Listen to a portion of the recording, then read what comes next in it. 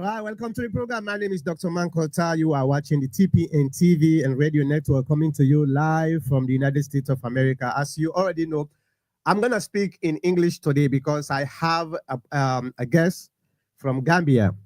This guest was here a while ago. And the reason why I'm going to talk to this guest has to do with the internal politics in Gambia, especially the APRC. A lot of you guys know that the APRC is YahyaJammeh's party in Gambia, and he left Gambia, and the party was still operating. Quite recently, there was some kind of internal problem that is going on in this party. And I'm going to play YahyaJammeh's message, then I will bring in our guest, and we can discuss what is going on. So just give me 1 minute here. Let me play this.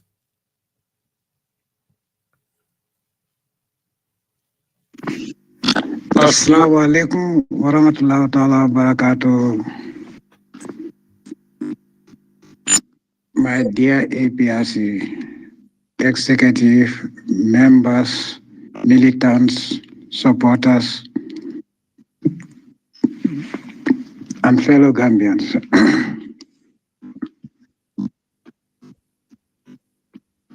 I want to thank everybody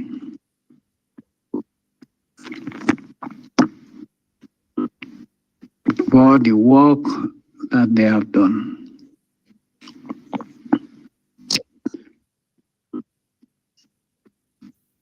I've seen that a lot have been doing their best, but the party faces constraints of internal division, hatred,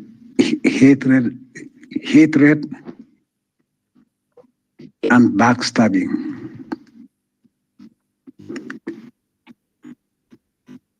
I give the interim chairmanship and party leadership for the second time.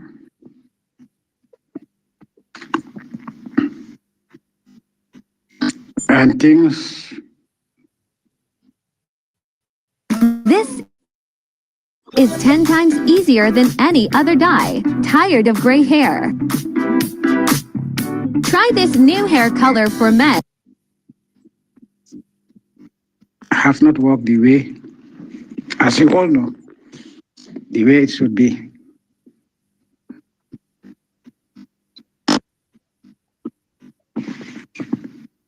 That being the case, today, the 22nd of January, 2025, I have decided to take over my party myself and will not be entrusted to anyone. Again. Once bitten, twice shy. Twice bitten, you are dead. I will not let it happen.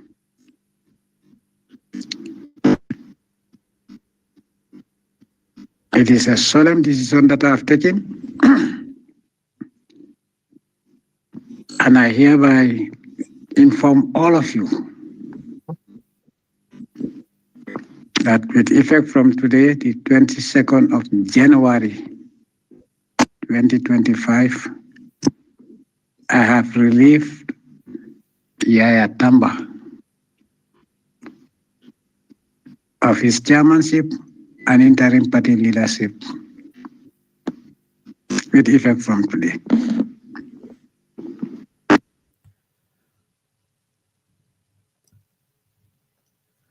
All right, ladies and gentlemen, as you can hear, Jammeh has removed Yahya Samba, the interim chairman of the APRC, the party that YahyaJammeh was using to contest for election in Gambia.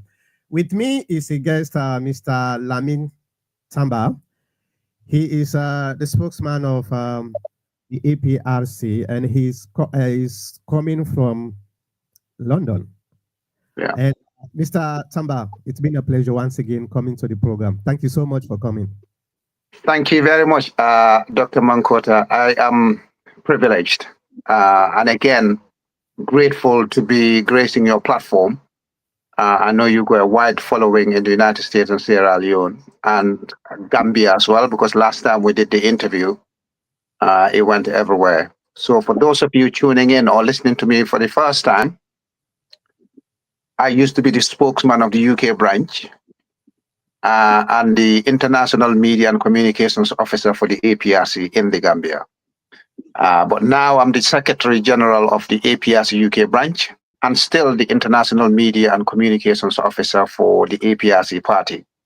I represent President Jammeh's communications externally, and I do the secretariat job for the UK branch of the APRC. Thank you very much. I'm Gambian born and bred, but currently in London.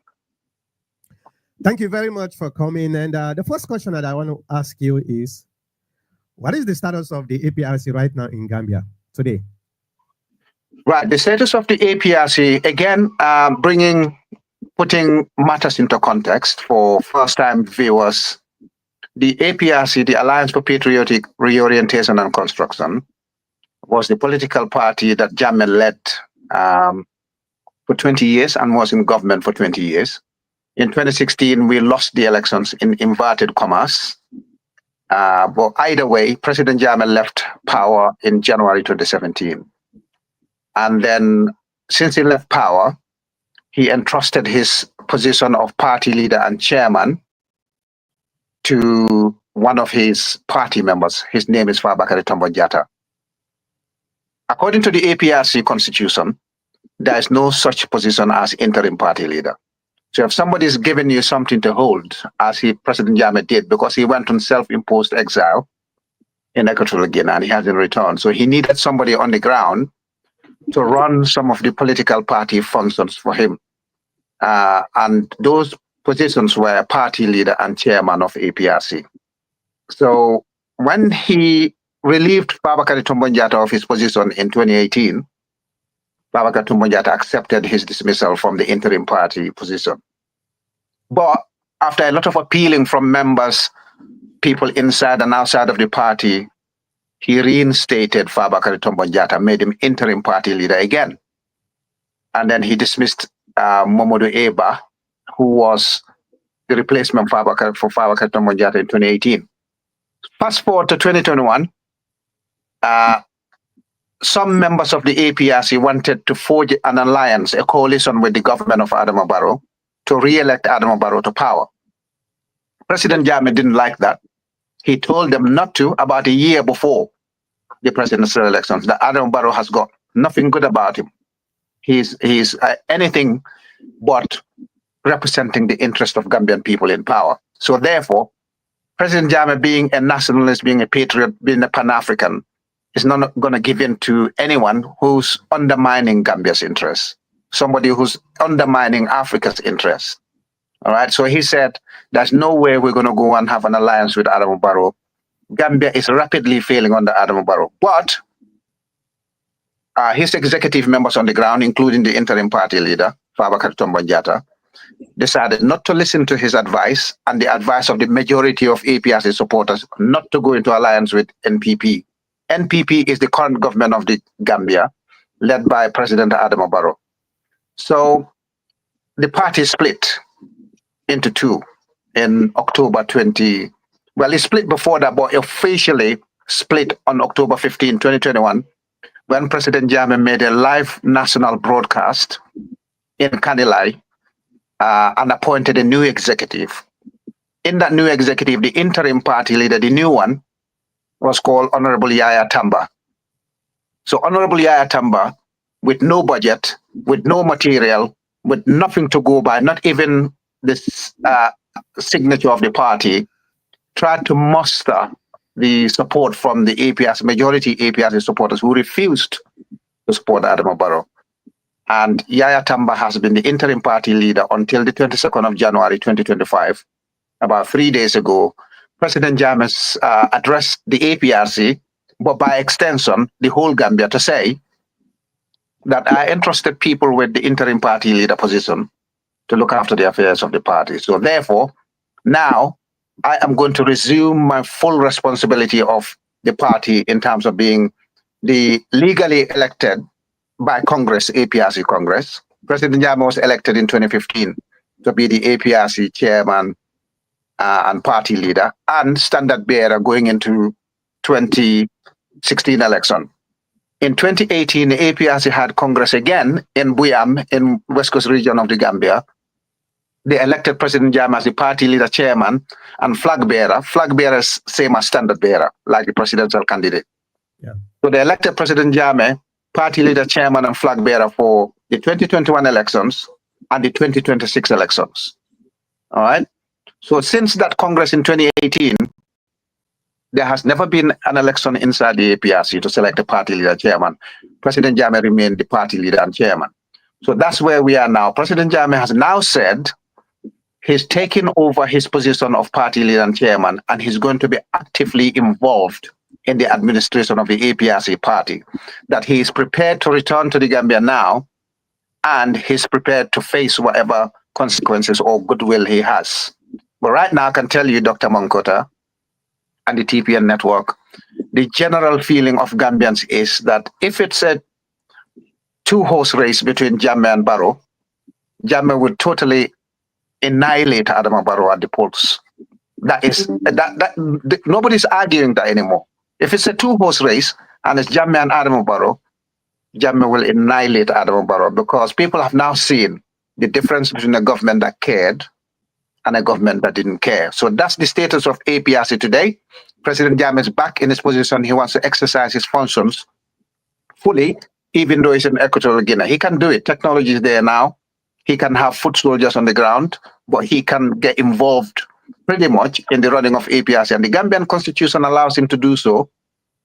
The APRC constitution allows him to do so. That's the position we are at today. Thank you. Thank you very much for that. We will come to Adama Barrow and the status of Gambian economy, but I will focus right now on the APRC itself. Yeah. In his statement, the former president says one of the reasons that he is relieving the chairman was internal conflicts, like insult, what we call mamikos, all that kind of thing. Why you guys are fighting each other? Yeah, so the fight basically is a case of when President Jammeh last year, or the year before actually, 2023, he shook up the executive of the APRC and appointed a deputy party leader 2 in the party, all right? And that deputy party leader 2 had a problem with the deputy party leader 1, who's the interim party leader. So the interim party leader, Yahya, he had an issue with his deputy on the ground. So Yahya had a deputy on the ground, actually the second deputy, not the immediate deputy. And they decided that they were going to do their own things on the side. So that's where the split of the party started. And the people who followed deputy party leader 2 were at loggerheads with Yahya Tamba's executive. And so it got to a point where it was personal. And a couple of people, not many, were actually insulting myself for telling them the truth. And the truth I told them was, you can have your freedom of expression, but do it in a diplomatic manner. Do it with decorum. You can't go around caricaturing people, trying to stain people, lying against people, making up allegations against people. So some of the attack dogs came after me, but they know me very well, because since 2017, I've had all sorts of attacks from the current government of the Gambia, because they didn't want to accept the fact that they weren't any better than President Jammeh, that most of the things that we have that are good in the Gambia today were instituted in the Gambia by President Jammeh. But now, since 2017, a lot has happened, and people began to realize that actually I saw what was coming. A lot of what I was saying in 2017, 2018, 2019 is exactly what Gambia is experiencing now. So that split inside YahyaJammeh's own executive in the APRC that refused to go into Barrow's coalition, some elements weren't happy, and they started attacking people personally, insulting their parents, calling their names, making up stories. I was even accused of certain things that everybody knew was false anyway, but some people, when they're angry, they don't know where to stop. That's the problem. President Jammeh advised his executive to take disciplinary action on a few occasions, but disciplinary action wasn't taken. So now he's come back into full functioning of the position of party leader and chairman, and he's going to take discipline very seriously. So hopefully this would unite APRC, because even people who went to Barrow's government from the APRC kept saying that they would be happy to come back to the APRC as long as President Jammeh is the party leader and chairman. So now he's assumed that responsibility. Hopefully those people who went to the NPP will now come back to the APRC. We can reunite and forge a very powerful force in preparation for 2026 presidential elections. Let me ask you this question then, because I know that you said indicated that is Jammeh really coming back to contest for the presidential election? Well, he hasn't confirmed that he's going to contest in the upcoming presidential elections, but he did say he's coming back. He's keeping his cards close to his chest as to whether he's going to contest again or he's not going to contest again. But he said he's coming back and he's ready now. And if anybody wants to sort of stop him or arrest him, he doesn't fear going to court, doesn't fear anybody. Let people wait until he comes, and he'll see who's going to go on and pick him up. So that's the situation we're at now. He's not saying it publicly that he wants to contest in 2026, but his return is probably imminent, and that's why he made absolutely clear in his audio. And that's probably one reason why he wants to take full control of the party again. Yeah, well, I know Jammeh very well, because when I was in Gambia, he used to visit us in the refugee camp at Basse. Yeah, I know he's somebody who is not afraid of anything anyway. Yeah. Come to the situation in Gambia. When we were in Gambia, the dollar C was very, very strong. Yeah. You know, when I sent money to Gambia to my family, Yeah. the USD went up. So what's going on with the economy? The economy is on a free fall, Dr. Mankota. It's right now, there's no end in sight. We're falling. And the only way that will stop the economy falling to its total destruction is a change of government, because Adam Barrow himself, as you know, has no ability. He's got no experience, no intellectual background. But you think if somebody has been on the job for 8 years, you will see remarkable improvement or changes. Well, what everybody is seeing in Adam Barrow, he's getting increasingly worse. The gentleman can't even read a simple speech written for him. All right. His reading age is shocking. And it's like, you got a teleprompter, you got your speech written, you got days to rehearse it, and he still cannot read a speech properly. So what's happening to Gambia economy is this. When President Jammeh was there, they were accusing him of having too many fingers in too many pies, his fingers in too many pies. Little did they know, President Jammeh understood the market forces and simple economic principles, all right? So the constitution of the Gambia doesn't allow the president of the Gambia to engage in any other business except agriculture, so you can farm. President Jammeh saw that if you do not produce your own market products, you cannot control your prices. You cannot control the quality of material you're going to eat or drink. So he knew that very well and he understood it. So what he did was, he started agriculture and he started mechanizing agriculture from primitive farming. Not only did he do that, he set an example by having his own farms. Yeah, I know. And he made so his farms were televised. People saw him going down and dirty with the ordinary workers in his farms, getting muddy, getting dirty. So people thought, oh, hang on, if our #1 position in the country is prepared to do this, why can't we do the same? Then civil servants took it on themselves to go back to the land, eat what you grow, grow what you eat was one of the Vision 2016 policies, and food sustainability was one of the Vision 2020 policies that President Jammeh had. So now, he brought about 800 and something tractors to give to Gambian farmers. And when productivity got to a certain level in the Gambia, he put tariffs on the importation of onions, tomatoes, Irish potatoes, anything that was produced in the Gambia to adequate levels, to market consumption levels. He put a tariff to stop people importing it from other countries. That way, he empowered Gambian farmers. He made their farming worthwhile. Number two, because the supply was adequate in our market, it kept the market prices stable. All right? It got to a point where Gambian farmers were looking after themselves. They didn't need the state to pay for their kids' school fees or have any uniforms bought by the state or anything like that. And then Gambia began to export some of the materials that we were making. So you know for a fact, if a country is exporting more of its products, like fisheries, agricultural products, petroleum, and other things, and Jammeh brought about the GNPC, Gambia National Petroleum Company.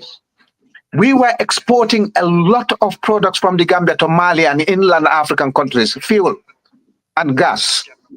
So when you're exporting a lot of materials, you don't then need to exchange your dollars into the dollar or the pound or the euro to be able to import materials. A lot of losses that currencies suffer is because of the international exchange rates. Yeah. But if you're already exporting your products and getting that raw currency in the Gambia, when we export fuel, Mali will buy our fuel in dollars. When we export peanuts, they pay for it in dollars. When we export cashew nuts, they pay for it in euros or dollars. So therefore, Gambia had a large quantity of foreign exchange, foreign currency. The same thing with tourism. It was booming under President Jammeh. As soon as he left, the tourism sector fell because of the lack of security in the Gambia. And we saw a lot of white Europeans, a lot of black Africans, Americans, British, who repatriated and settled in the Gambia, posting on social media widely that the security situation in the Gambia has deteriorated to a point where they never ever thought they would leave the Gambia at all because of security concerns. So that foreign exchange that we got from the tourism industry died. That cashew trade, which used to bring 30 million euros to the Gambia a year, was undermined by Senegal and seized by Senegal. Our fisheries, which used to be administered by the Gambia, is now given over to Senegal to issue fishing licenses to the Chinese, to the Europeans. All right? So all our foreign wealth, our national wealth, our sovereign wealth, has now been given to the outside. In return, what do we get? We're importing almost 70 to 80% of our consumables on the ground. And when you're doing that, you don't have adequate foreign currency. You use the dalasi to convert it to dollar. And foreign conversion, you lose either way if you're the one converting the currency. If you're buying dollar, you lose. But when you come back and you got surplus dalasi and dollars and you want to change it back to dollars, you lose again.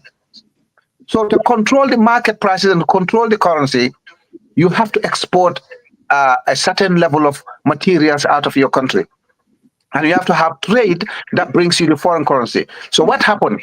Tractors were seized by Adama Barrow, 800 of them, from Gambian farmers, because the tractors were given to farmers by the government of Adama Barrow. What happened? Productivity plummeted. And when it plummeted, you used to go to Serkunda market and get bonga for $10, 5 of them, pieces. Now, you can't get 5 of them for $200. You see what I'm saying? So because of that, it created inflation because we're importing stuff and traders have to increase the cost of exchanging the dollars to dollar to make up for the loss that they made in the exchange rate. Yeah.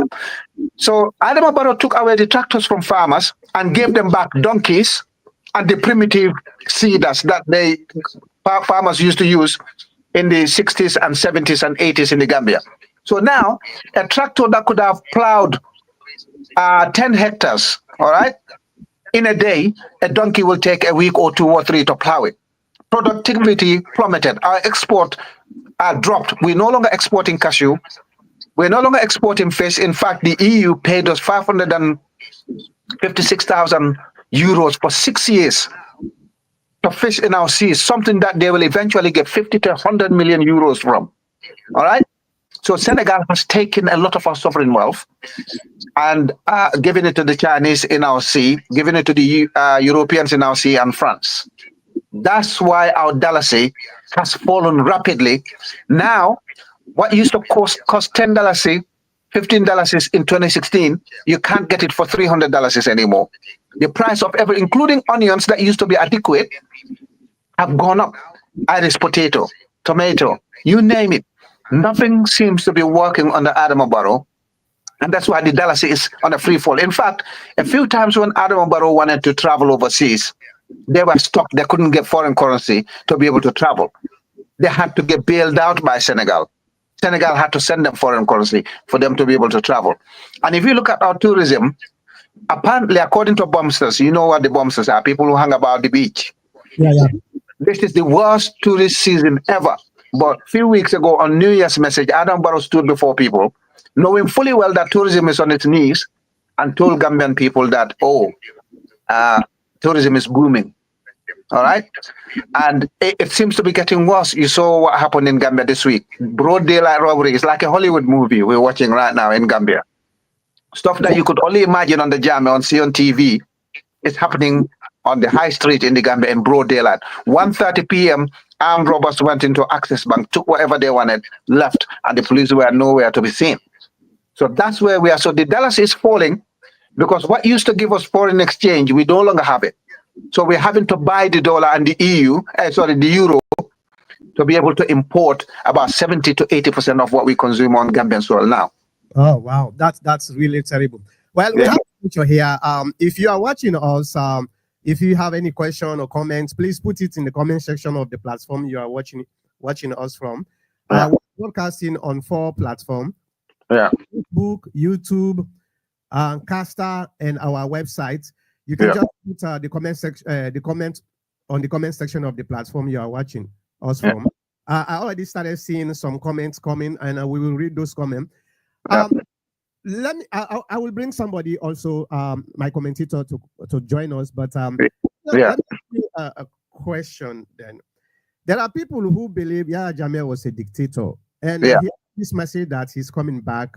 Can you explain exactly why people are saying YahyaJammeh was a dictator? For me, who actually know YahyaJammeh and talk to him, and they visit us many times when we were in Gambia, we know who YahyaJammeh is. In the West, if they call somebody a dictator, I mean this person is depriving his people. It means that this person is not succumb to the Western demands and exploitation. I know about that, but not Africa know about this. So can you tell us why people are saying YahyaJammeh is a dictator? Right. So in fact, before 2010, they were not calling YahyaJammeh so much of a dictator. Actually, no, before 2008, 2009, they weren't calling him a dictator to that extent. Now, we all know that the word dictator is what the foreign powers always coined on African leaders who stood their ground, especially African leaders who came from a military background. And the United States of old had presidents who had a military background all the way. But they'll turn around to Africans and say the military are not good. All right. The military are excellent because the military can stand their ground without fear.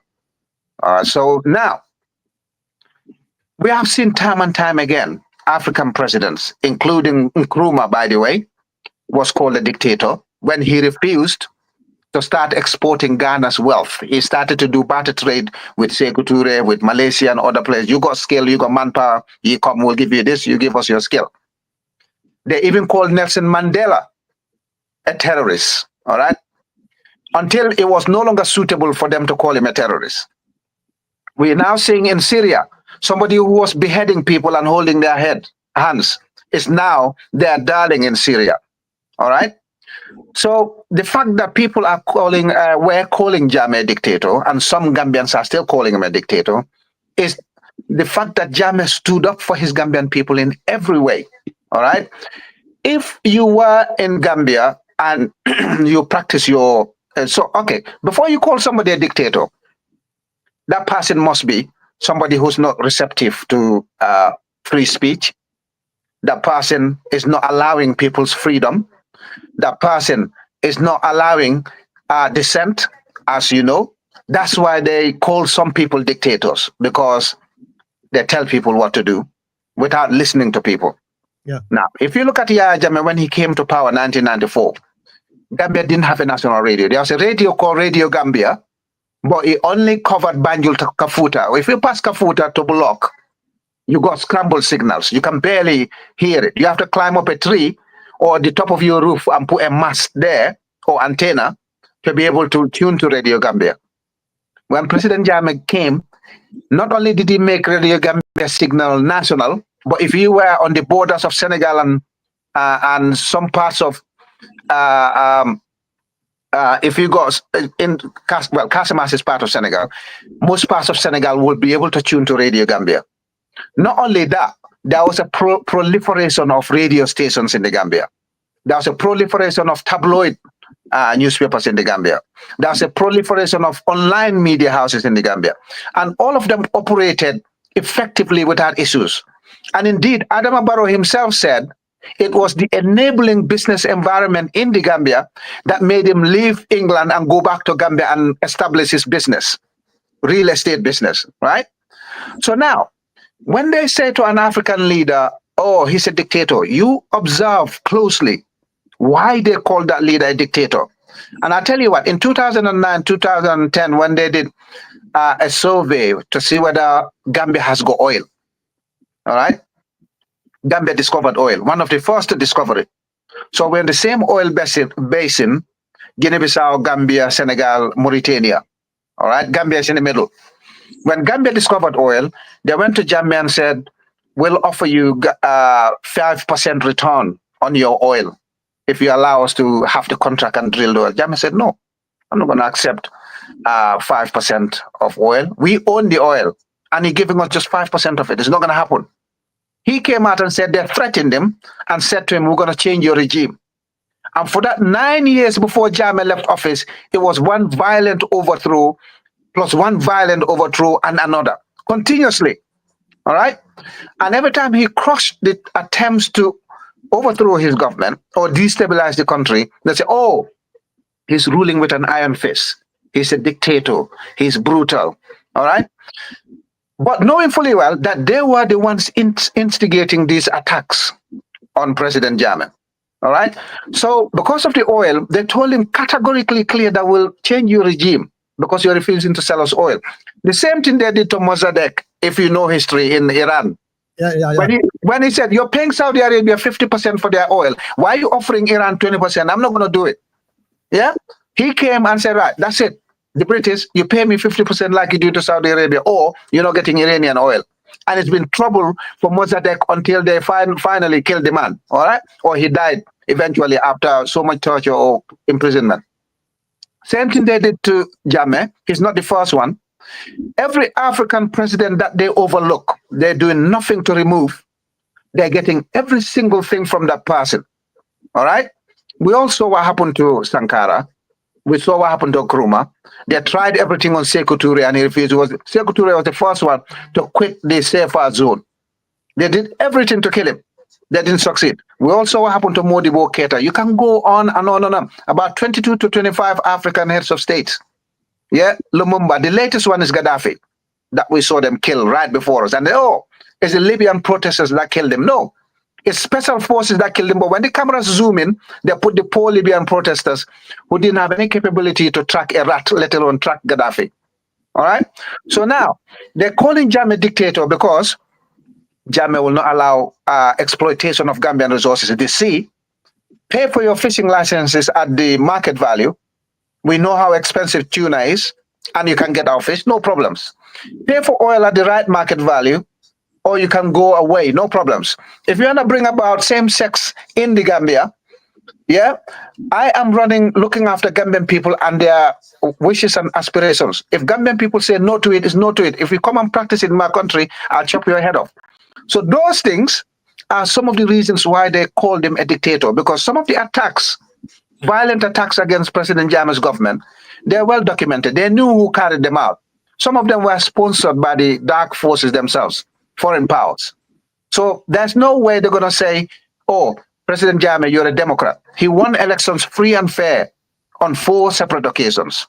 President Jammeh was making education free. Travel around the Gambia was safe. Daylight, dark of the night, man or woman, black or white, young or old, you walked every inch of Gambian soil and you were safe under President Jammeh. Yeah, the only people that fell in harm's way were people that were reportedly plotting sinister activities against the state. Maybe not all of them, but remember, intelligence work cannot be 100% accurate. Yeah. All right? So some mistakes can be made. Jammeh's people made mistakes. But if you look at post-independence Gambia, we have not had a government that took Gambia from one place to the other as significantly as under President Jammeh. Why are they calling him a dictator? In fact, 1981 was more bloody than at any time in Jammeh's history. All the coups under Jammeh, not more than 5-10 people died in those coups. In 1981, just one simple coup, over 1,000 people died. All right? Some people have disappeared. Now, after Jammeh, throughout Jammeh's tenure, there was one security-related gunshots at protesters in the year 2000. Under Barrow, there have been 3 incidents of lethal, fatal shootings of protesters. One was in Kanilai, one was in Faraba, and one was at Busumbala. Busumbala wasn't fatal, but they injured somebody after security services shot him. So if you're calling Jammeh a dictator for what happened during his tenure, why are they calling Adama Barrow a dictator now? Jammeh security forces had 1 shooting incident in 2001.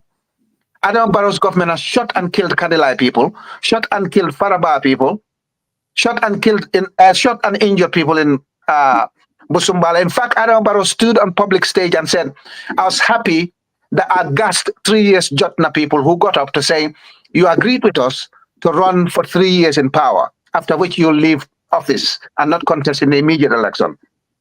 So now we're going to protest to ask you to abide by the coalition 2016 agreement. He got up, they beat some people up living with lifelong injuries, consequences of their protest. They gassed them. According to Adama Barrow, he was happy that he gassed them and beat them up. He said on a public platform, since I beat them up and gassed them, nobody told them how heavy a bag of salt is. When they say nobody told you how heavy a bag of salt is, in Gambian proverb, it means you learn the lesson the hard way, because a bag of salt is very heavy. All right? Yeah. So when they tell you to carry it, that means you suffered before you put that bag down. Adam Barrow himself said that. I'm not making this up. So if they were calling Jammeh a dictator, now the Gambians are dying like fleas in hospitals, in the streets, crime rampant everywhere. Why aren't they calling Adam Barrow a dictator? You know why? They go our cashew free of charge. They're getting our fish free of charge. They're committing crime. They're polluting our environment. They're doing, Gambia security is going to Senegal. Gambia telecommunications is going to Senegal. Gambia seaport is losing to Senegal. Gambia's airport is on the verge of losing to Senegal. Our energy needs now are almost totally dependent on Senegal now. If Senegal has shocks or we have disputes with Senegal, we're doomed as a nation. So where is our sovereignty? Why are they calling Adam Barrow a brutal dictator? Well, thank you very much for that.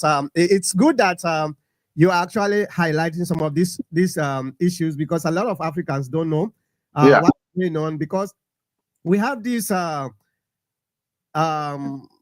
colonial mentality that if the West say this person is a dictator, it means this person is a dictator. Yeah. And I've been arguing about this for many, many years, that you have to be very careful. You look at the Zimbabwean late president, Robert Mugabe. Mugabe, yeah. Britain until he fought with the British, because he was trying to take land from the whites and give them to the black. That's when Robert Mugabe became a dictator. And for me, in Gambia, I've been in Gambia for 4 years. I know YahyaJammeh. I know Exactly. The kind leader YahyaJammeh is. I'm not saying YahyaJammeh is not a bad person, but when you look at it, it comes to development in Gambia, Sierra Leone is bigger than Gambia, far, but definitely we were amazed by the development that we are going in Gambia. Now, bring Mr. Kabu. Mr. Kabu, thank you very much for coming to the program. I just want to ask you one more question, then I will ask Mr. Kabu if he has any question. Yeah. Looking at what you just explained, Gambia is surrounded by Senegal. Senegal, yeah. We know that. And Senegal is now conniving with the West to attack Gambia. Yeah. Don't you think if Jammeh comes back, he is going to be in big trouble? Well, no. The good thing about it is that Senegal has also changed hands in terms of power recently. And the current administration is open to listening to the other Pan-Africans in the sub-region. So they're in good relationships with Mali, they're in good relationships with Burkina Faso, Niger, and other African nations. So Gambia will not be isolated in that respect. In fact, it will be in their interest for Jammeh to return the Senegalese regime, because then the possibilities of Macky Sall and his French stooges staging any sort of instability in Senegal will be close to nil, because Gambia, although it's inside Senegal, is very important in terms of keeping Senegal's security intact, because Gambia runs all the way along the length of Senegal, right in the middle. So if we close our borders, or if we stop people coming from the south to the north of Senegal, Senegal will not suffer any sort of instability if the attack is coming from the south. So right now, knowing Jammeh's Pan-African disposition, it is in the interest of Diomaye Faye and Ousmane Sonko to have Jammeh back in power. Or even if it's not Jammeh, have another Pan-African young, doesn't have to be young. We have to have somebody, if it's an old person, we need somebody who has been re-educated to believe that we can do things ourselves. All right? We don't want old leaders who come in and think, oh, the white savior said that XYZ is a dictator, or the white savior said Mandinka doesn't like Jola, Jola doesn't like Mandinka, knocking our heads together. Those days should be history. Tribe, region is history. In fact, sometimes it's good to have somebody who's not from your tribe, because they tend to perform better and they're conscious about what they're doing to the other tribes than somebody from your own tribe. But at this point now, in 2025, going forward, I don't think tribe and region really matter. So for the Senegalese administration, Jammeh's return is far better than any other scenario they can think of, because Adama Barrow is a stooge. Adama Barrow went to Morocco probably to go and see Macky Sall. We don't know. He kept his trip to Morocco secret. He went there late last year to see the Senegalese ex-president who left, Macky Sall. Macky Sall is every bit a French puppet, a one that epitomizes puppetry to the highest level. So now he's gone.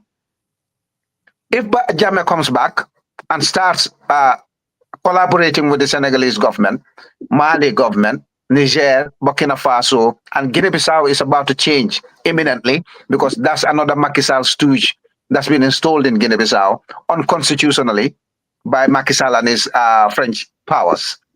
So now Jammeh's return would be a further boost to ECOWAS. We need ECOWAS to start standing up and saying, no, we're not going to be a French outpost anymore. Yeah. If we want the eco, we don't care if it's pegged to French banks or not. We can have our own central bank in West Africa. All we need to do is take the pain for 5 to 10 years. Let's have our own central bank. Every country puts their GDP into that reserve. Within 5 to 10 years, the 400 billion euros or 800 billion euros we give into France every year, if we can put that in our own West African central bank, or even by extension, African central bank, 10 years of 400 billion euros is about what? 4 trillion? Yeah. We can start borrowing from our own bank. We don't need to peg it on any other bank, because we'll be liquid. All right? We'll be solid. We can even back it with gold. We have got cryptocurrency coming now.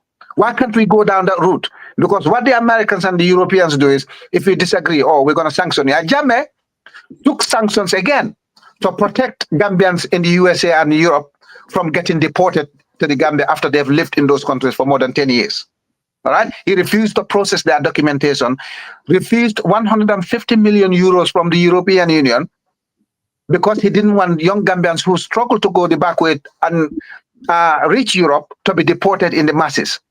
So if he can do that, if his government turns away from 150 million euros, if they took sanctions on their official travels from the US embassy, they were not giving them visas before Jammeh left, that much. Essential travel, they'll give you visas. But just to go and come back, no. Both the US and EU put visa restrictions on Jammeh's government because Jammeh said, if you're not deport Gambians that have been in USA since 1980s and 1990s, no problem with that. But for us to process their documentation, you need to attach a $50,000 on each of those deportees because they're used to the American system. We don't have that much employment opportunities in Gambia. Before you deport them, give them that much, 50,000 each. So when they come here, we can help them with startups. They can run their own businesses. They can. If we can't do that, we're not going to process the papers. The Americans said they're not going to do it. He said, well, you're not going to bring them here. And the few flights that attempted it from Europe, he turned them mid-air, or as soon as they landed, he said, no disembarkation. Go back to your origin. And they went back. That's what you call a president that stands up for the interests of his people. But they don't like that. When you do that, you're a dictator. When you don't do that, you give them fish free of charge. EU is currently making millions from Gambia's tuna and hake. Yeah. The French are making millions from Gambia's tuna and hake. Senegal is making millions from Gambia's tuna and hake. And meanwhile, what's the average Gambian doing? Go to the market, bonga, the cheapest fish in the Gambia that used to be given by fishermen free of charge. You can't get 5 pieces of it for less than $300 anymore. Okay. All right.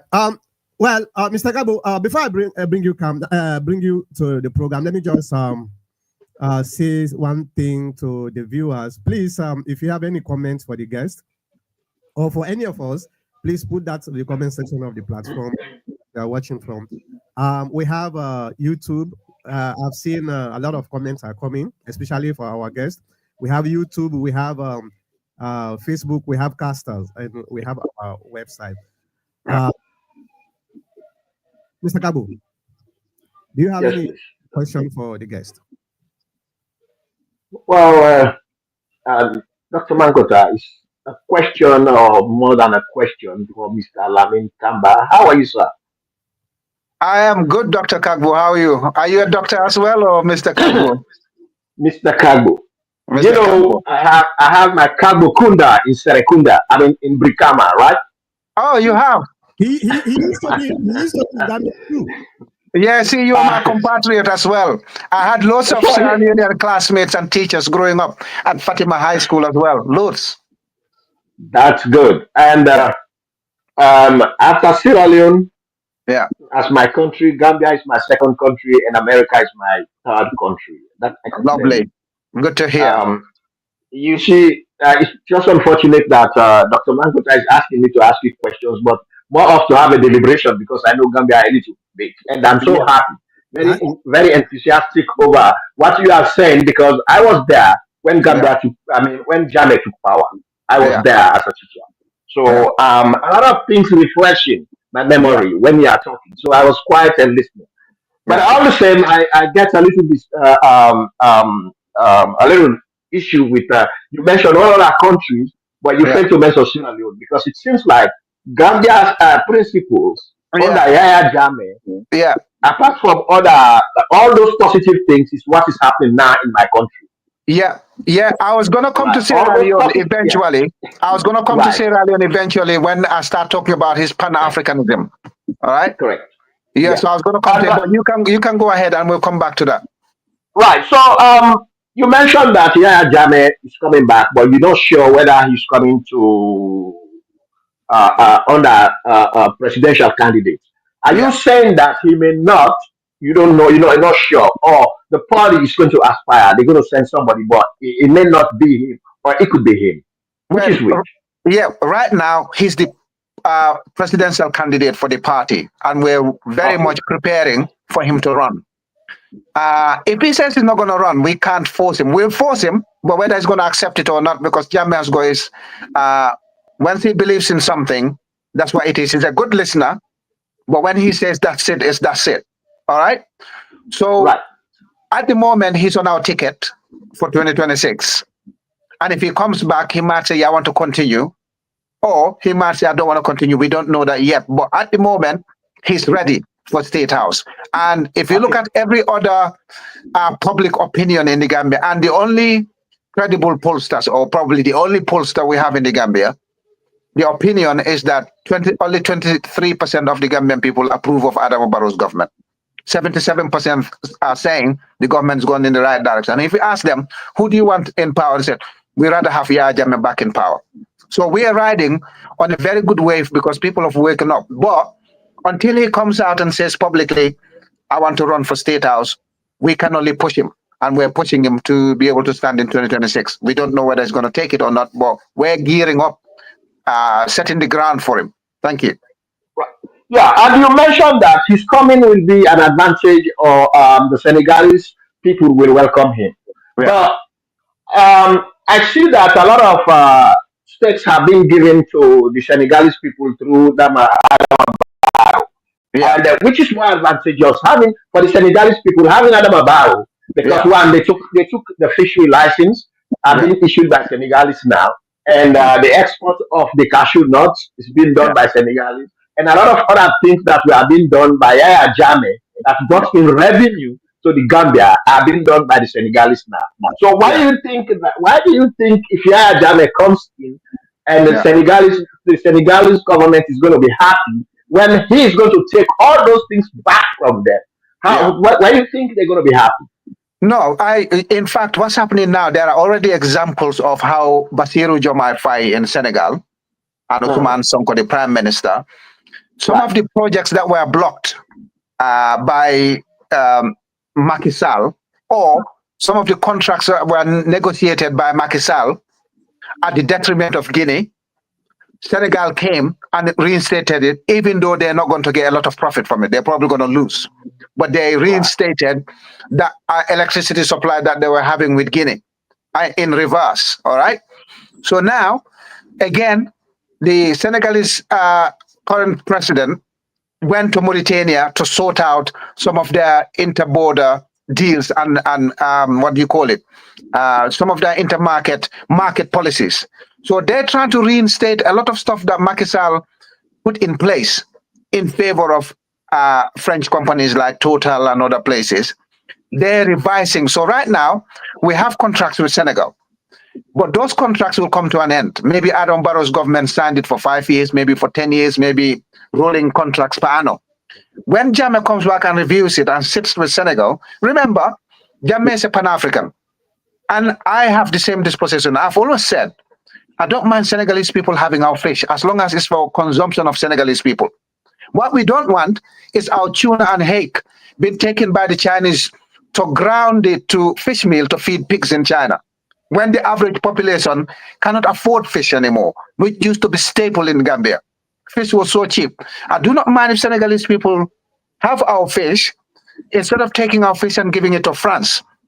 You know how mean France is when it comes to fisheries. They don't even allow Britain to fish in their waters, but they're taking our fish almost close to free. How can you pay me 556 euros for 6 years for something that you're going to be making 50 million, 100 million from?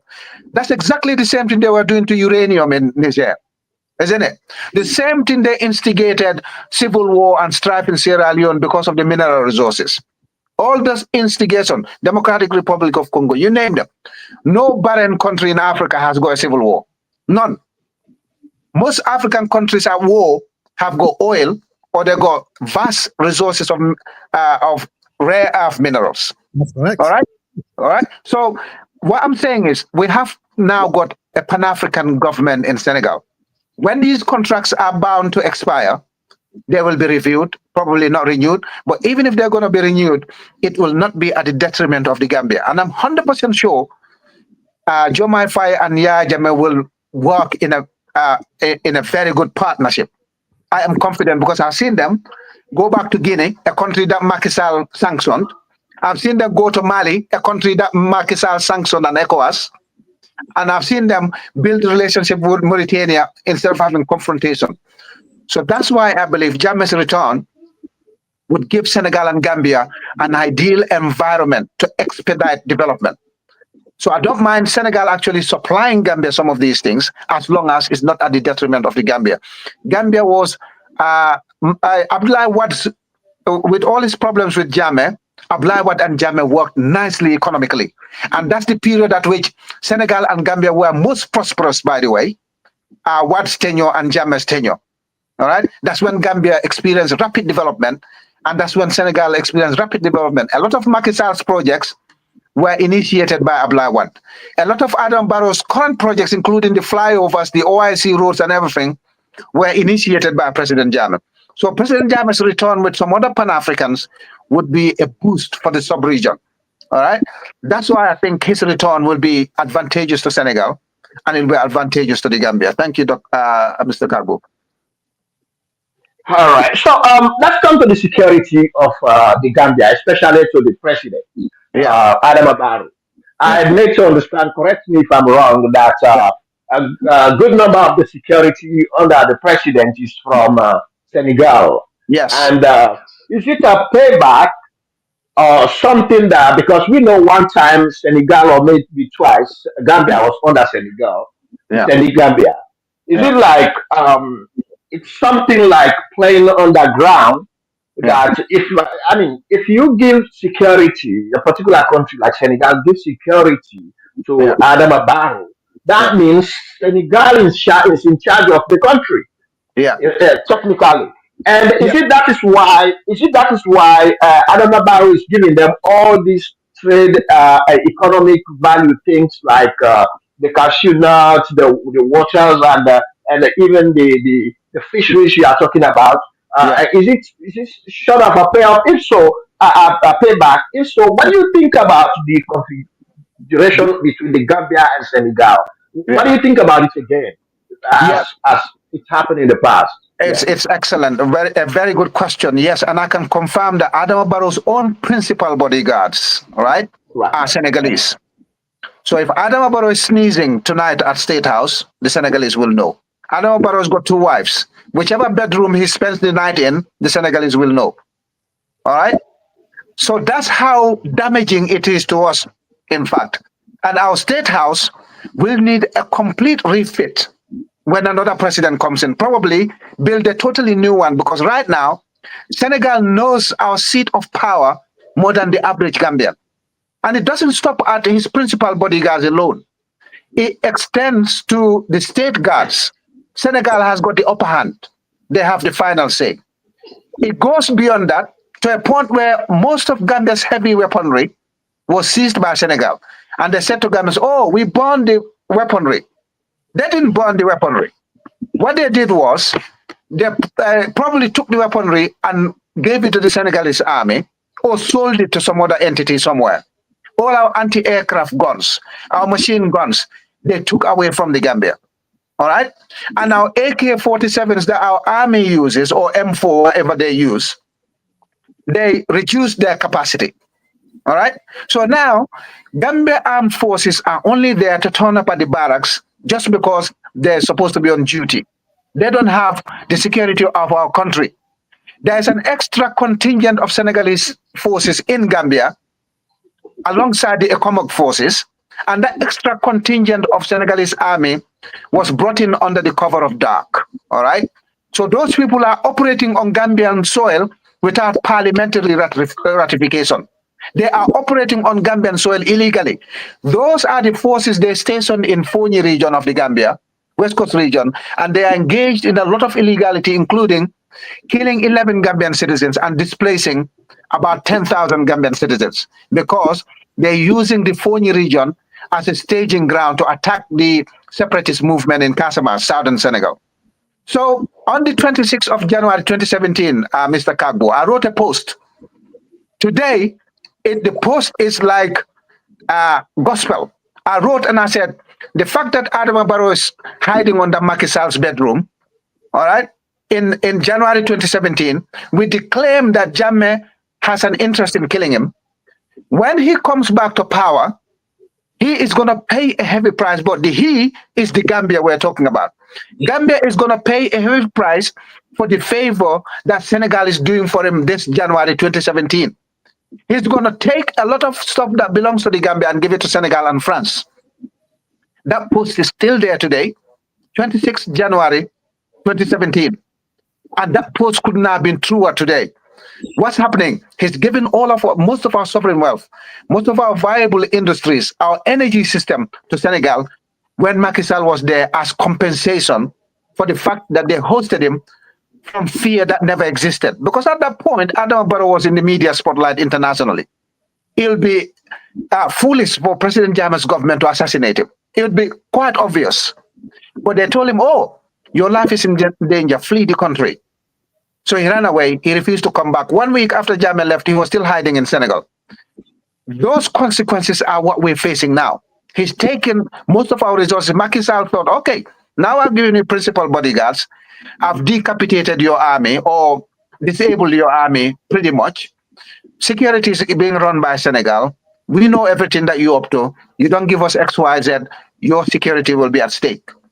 And he obliged. He kept on giving one Gambian industry after the other to Senegal. And you're right.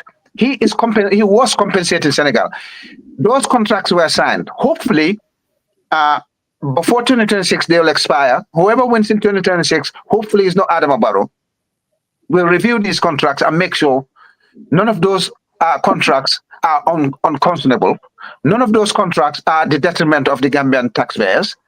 And I am hoping that President Jammeh goes in there and negotiates stuff with the Senegalese government. If it's not him, any other leader who's smart enough, patriotic, and wants the future of our children to be better than what it is today. And today, the future of our Gambian children is bleak because under YahyaJammeh, our kids stopped sitting on the floor to learn. They stopped taking their stools and tables to school. Well, Mr. Kagbo, that has returned to our schools now. In fact, a lot of our children are dropping out of school because the free education that was available under President Jammeh is no longer there. So our literacy level, which was rapidly improving, is now disintegrating, deteriorating. You saw the West African Senior Secondary School exam results. They are getting worse every year in the Gambia. Why? Because Jammeh that inspired people, provided the enabling environment for children to excel, is no longer there. And the policies he left behind that were there to help the Gambian people, these people thought, oh, Jammeh put it there, let's remove it.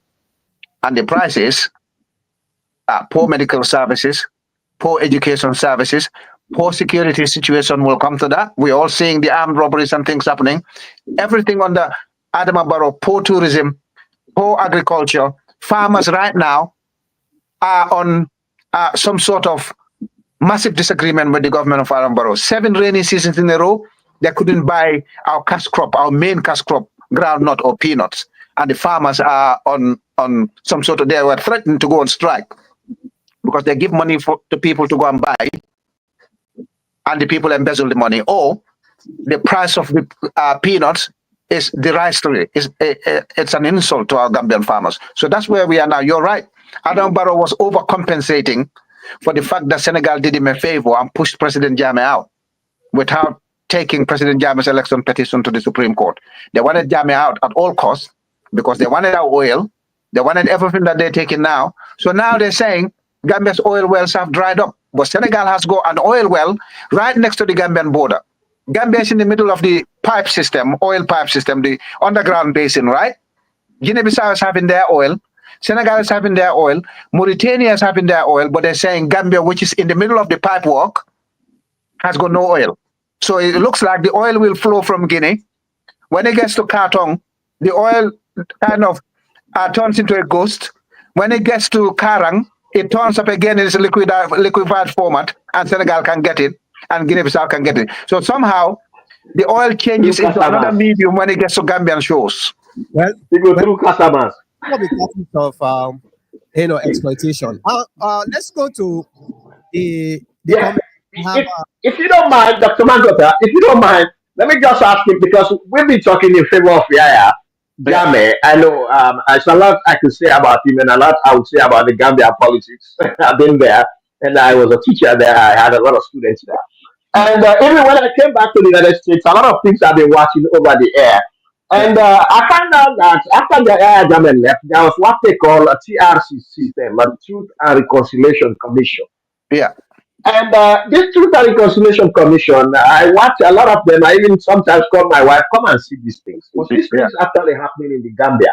Yeah. And there are so many mysterious things that were recovered in the terms of, in the way YahyaJammeh was prosecuted by the commission, how he was killing people, taking people's lives. Yeah. Can you tell me one episode? I know you watch those episodes. Yeah. Can you tell me one episode that you think it was not true and explain to us why? Well, there were a number of episodes that weren't true, and even episodes that were true. Some of the witnesses who testified confirmed that they actually never ever spoke to President Jammeh. So they had executive orders passed from one person to the other, and we all know what is lost in translation, right? We all know if Dr. Mankota is a friend of Lamin Tamba, and Lamin Tamba is the head of state in the Gambia. Dr. Mankota, if he wants to be unscrupulous, he could just say, Mr. Kagbo, Lamin Tamba said, go and slap Mrs. Kagbo. All right? Yeah. And you think, oh, I've seen Dr. Mankota with Lamin, so he must be telling the truth. And then you go and slap Mrs. Kagbo. When Lamin Tamba leaves power, you can just sit on any platform and say, oh, Lamin Tamba told me to slap Mrs. Kagbo. But it's not true. I never told Dr. Mankota. Well, there's no evidence of it to prove that I told Dr. Mankota to go and transmit the information to you that Mrs. Kagbo needed to be slapped. All right? That's just a scenario. But I've seen some incidents of some guy called Balo Kante who came to Farafenni barracks and slaughtered 6 Gambian soldiers. 6 or 7 Gambian soldiers. All right? Killed them. Sat at TRC and was saying certain things that only a mad person. I was young at the time that the Farafenni barracks took place. All right. So, in fact, one of my high school senior colleagues was one of the ones slaughtered in Farafenni barracks. He graduated in high school. Then the following year, I graduated from high school. He went straight to the army, graduated from the military school, started serving and was deployed in Farafenni. In his first few months, he was one of the people slaughtered. This guy came to TRC and was talking a lot of nonsense. And the TRC decided to say that he was his rights because they were interrogating him and they kicked him. They said his rights were violated when they kicked him and they were interrogating him. All right. But the long and short is there were so many episodes that things have happened. Things happened. The question is, have you ever been given this order by President Jammeh? We know, according to the NIA, the National Intelligence Service, there were about 77 coup plots against President Jammeh. Most of them didn't go ahead or were foiled along the way. 17 of them went to the violent stage. All right? So each of those coups had elements, had players. In fact, the current chairman of West Coast Region, Yankuba Dabo, said he was part of the people who joined the coup plot where 2 people died. Yeah? So if he came out and confessed that, and President Jammeh's security dealt with the coup plotters and in the firefight or in the process eliminated them, then you turn up and say, oh, his government was brutal. He was a butcher. He's a killer. But you don't know the circumstances. I certainly don't know the circumstances because when they asked Harris Sambo at TRRC, you said you had executive order to do X, Y, Z. Did you ever speak to President Jammeh directly? He said no. Did you ever receive an email or a letter from President Jammeh telling you to do X, Y, Z? He said no. It was passed from somebody who passed to somebody who passed it to somebody. All right? So what we're saying is things have happened, but who did them? Who did them? That's the question. And the TRRC itself, the Truth, Reparation and Reconciliation Commission, is not set on any valid law in the Gambia as far as investigating a president is concerned. The Constitution of the Gambia, 1997 Constitution, clearly states in Schedule 2, paragraph 13, subparagraphs 1 to 5, that the Armed Forces Provisional Ruling Council, the 2 years of Jammeh when he was a soldier and ruling as a soldier, the Armed Forces Provisional Ruling Council have got total immunity. Nobody should investigate what the soldiers did or didn't do during that 2 years. The Constitution went ahead after 1997 when it came into effect, 1st of January 1997. Section 69 says, no head of state, ex or serving, should have a commission set against them. That section was passed to protect Jawara because Jammeh wanted to bring Jawara back and give him his benefits. All right? But then he went on to benefit Jammeh himself out of power. He went ahead to benefit Barrow himself when he's in power, because in 2021, when the UDP challenged the election results, Adama Barrow's own lawyer cited Section 69 immunity for ex-heads of states and serving head of state. Therefore, you can't bring any action against Adama Barrow. But what his lawyers forgot to read was that in the Constitution, it says somewhere, except for election purposes, a president will not be immune to an election result challenge. And then the lawyers withdrew the immunity clause because it said categorically clear in our Constitution that an election petition is not indemnified. All right?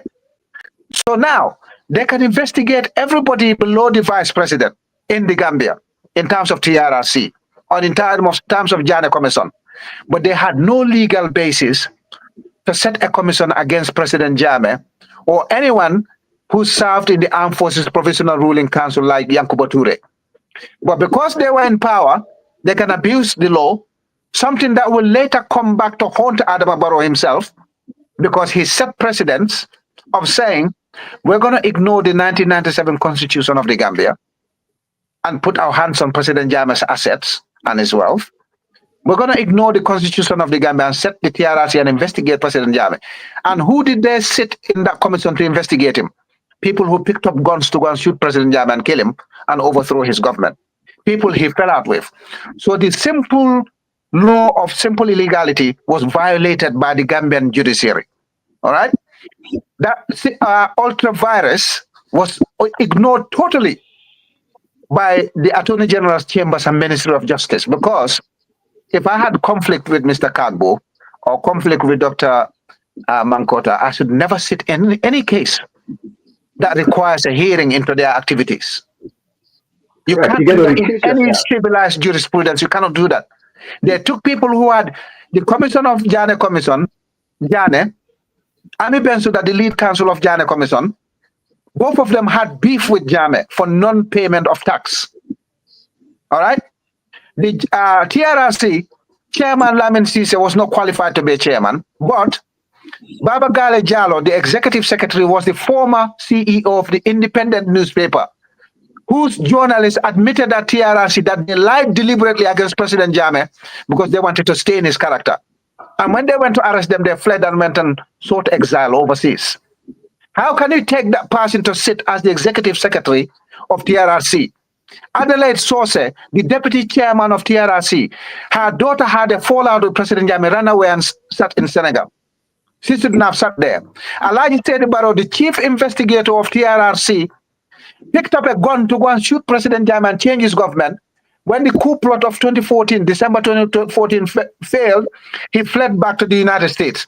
He got tried in the United States, convicted, given a jail sentence in the United States. He's gone and become a chief investigator of President Jammeh's activities when he was in power on the TRRC. Do you think that TRRC in any serious jurisprudence is going to stand the test of scrutiny? No. No. In the United Kingdom, the Grenfell fire that you heard, the first judge that was going to sit on it had no direct links with Grenfell Tower or Kensington Council. His link was in the past. He did represent the company that made the cladding, the flammable cladding, for various tower blocks in England. So that was a remote connection, very remote. They said, nope, that's conflict of interest. The first judgment on Fidel, not Castro, Pinochet, Augusto Pinochet, the judge that was on it had some minute relations with Amnesty International. He donated money to Amnesty International years before And Amnesty International was the one that brought the case against Castro, not Castro, Pinochet in the United Kingdom. They said because of ultravirus, the trial collapsed because there's conflict of interest. So how come somebody who's picked up a gun, somebody who's got direct beef with Jammeh, be put in a position to adjudicate a case involving President Jammeh? Yeah. They violated the Constitution in many provisions, plus they violated the simple principles of common law. And that, my friend, no law court should rely on anything that the Jammeh Commission has recommended. No law court should rely on anything that the TRC recommended as far as Jammeh is concerned. They can look at other people, but not Jammeh. And the appeals court in the Gambia has ruled clearly that the government of Adam Barrow had no right to sell Jammeh's assets because the appeals court knows that they didn't follow proper procedure when they set these commissions against Jammeh. So while we are now, it's hearsay. Oh, I had executive order. Somebody told me, and somebody told us somebody, and I went and did something.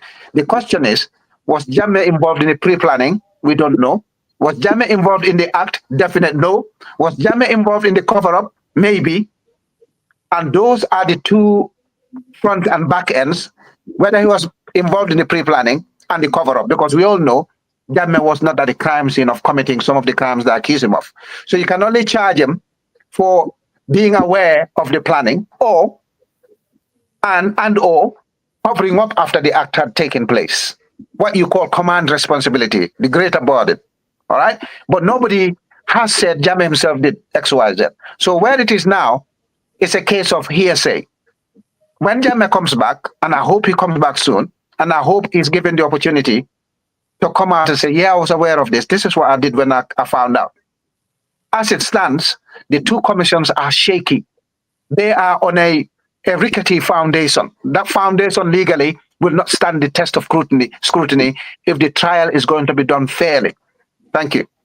Thank you very much. Let's go to the comments. Let's go to it. The first comment here is from Fatumata Ibrahima Soul. Yeah. Hey, good evening, my brother Lamin Tamba and everyone. And Hadi Seka say, hi, bro. And Bori Bonjan, well done, Lamin Tamba, for clarity regarding His Excellency, former President Jammeh's statement, and of course, on the issue. Great effort, bro. And Konotri says, but Jammeh should not be allowed to contest for the president again. He should allow a new perspective to take over. Mr. Barrow has become a complete failure. Good morning. GM is a great country. Oh, Gambia is a great country, great people. Bori Bojan say, another reason for the infighting could be related to other people outside of the party instigating for a split in the party structures. That this could render APRC irrelevant. Yeah. And Konotri say, Mr. Barrow is an implant from the West and Senegal. My question, how do you plan to get your sovereignty back from Senegal? This question is for you. Yeah. So the question is, how do we plan? As I said before, most of these agreements with Senegal are based on contracts. Those contracts, we don't know the length because the government of Adama Barrow has got something. They said they passed the Freedom of Information Bill. But when you write to them, you get no information in return because we've written to the Independent Electoral Commission of the Gambia and they've refused to respond to us. All right, on various occasions to tell them the former executive of the APRC was not the legitimate executive. They didn't reply. You ask for information in many ways, they will never give you the information. So now, the way we take sovereignty from Senegal is seeing the back of Adama Barrow because Adama Barrow is afraid. Whatever he's done with Senegal, he's afraid of that coming to light. He's never going to be, he's never going to oppose Senegal. He's not going to renege any of the contracts he's agreed with Senegal because they could simply spill the beans and said, actually, your election of 2016, we undermined it. Election was not free and fair, was not clean. We tampered with it. They could say that. Or you did X, Y, Z. during the period. Because remember, Senegal knows what he's going to have for dinner today. All right? So they know everything about Adama Barrow. They know everything about the Gambia. And he's afraid to kind of say no to them. All right? The only way we're going to recover it is seeing Adama Barrow off. Right? Let's send him through the back door of State House. Let him go and do something else. As long as Adama Barrow is there, we can forget about Gambia's sovereignty. All right? We can totally forget about that. Unless Senegal does a favor to us and says, oh, actually, we know this is not right. We're going to do this for the Republic of the Gambia because of our Pan-African ideals. That's possible. All right? But when we get a new president, you review the contracts that you signed with external forces, external government partners, people. And if it's beneficial for the Gambia to terminate the contracts, you terminate the contracts. If it's not beneficial, if it's going to cost us a lot to terminate the contracts, you make the contracts run their course. But I can tell you, having been a law graduate and I was a trainee solicitor for 14 to 6 months, I can tell you some of the contracts, if you can't terminate them or terminating them is going to cost you more than retaining them, you can institute some internal government policies to make you claw back some of the items that you're missing. All right. So that can be done via taxation. That can be done via tariffs. So you don't have to go and terminate a contract. Then they take you to arbitration and cost your country $15 million or $15 billion. All right. You can circumvent them. There's other ways of going around contracts. Okay. So we can, as long as Barrow is there, forget about it. It's not going to happen. But we have got a say. We can change that. 2026 is a massive opportunity for Gambia to go back on track. Thank you. Right, thank you. So let's continue. Mori Valley say, President Jammeh has always been a very good leader in Gambia by then. The Gambian people need him back. My only concern is President Jammeh should uphold the rule of law and freedom of speech in terms of security. Gambia was not safe. Even the most Sierra Leonean that went there as refugees can tell you we are safe under President Jammeh.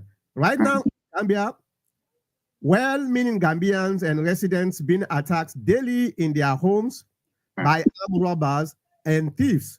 This can be stopped by President Jammeh, the comments court. So the comments only take 1,000 characters. So if you He's right. I mean, Dr. Monkota and the TPN network, under President Jammeh, as I said before, people accuse him of not being receptive to divergent views, free speech. He wasn't receptive to freedom of expression. No, President Jammeh himself stopped his party supporters and government officials from arresting people because they're insulting him. He said, let people insult me. That's not a problem. What he has problems with is the deliberate lies told to the media or people with the intent of inciting violence, creating instability in the nation. Under President Jammeh, we experience a lot of media proliferation in the Gambia. How can that not be somebody who wants people to speak up? Somebody who wants people to publish stuff. Because we had more radio stations under President Jammeh. We had more tabloid journalism under President Jammeh. The internet became a thing under President Jammeh. Any other person would have said, this is a threat to my government, and therefore I'm going to put restrictions on it. No. He empowered the youth, empowered business investors, said, yeah, you can have your online radio station, you can have your television station, as long as you're being factual, and as long as you're not inciting violence, as long as you don't want to destabilize the nation, you can have yours.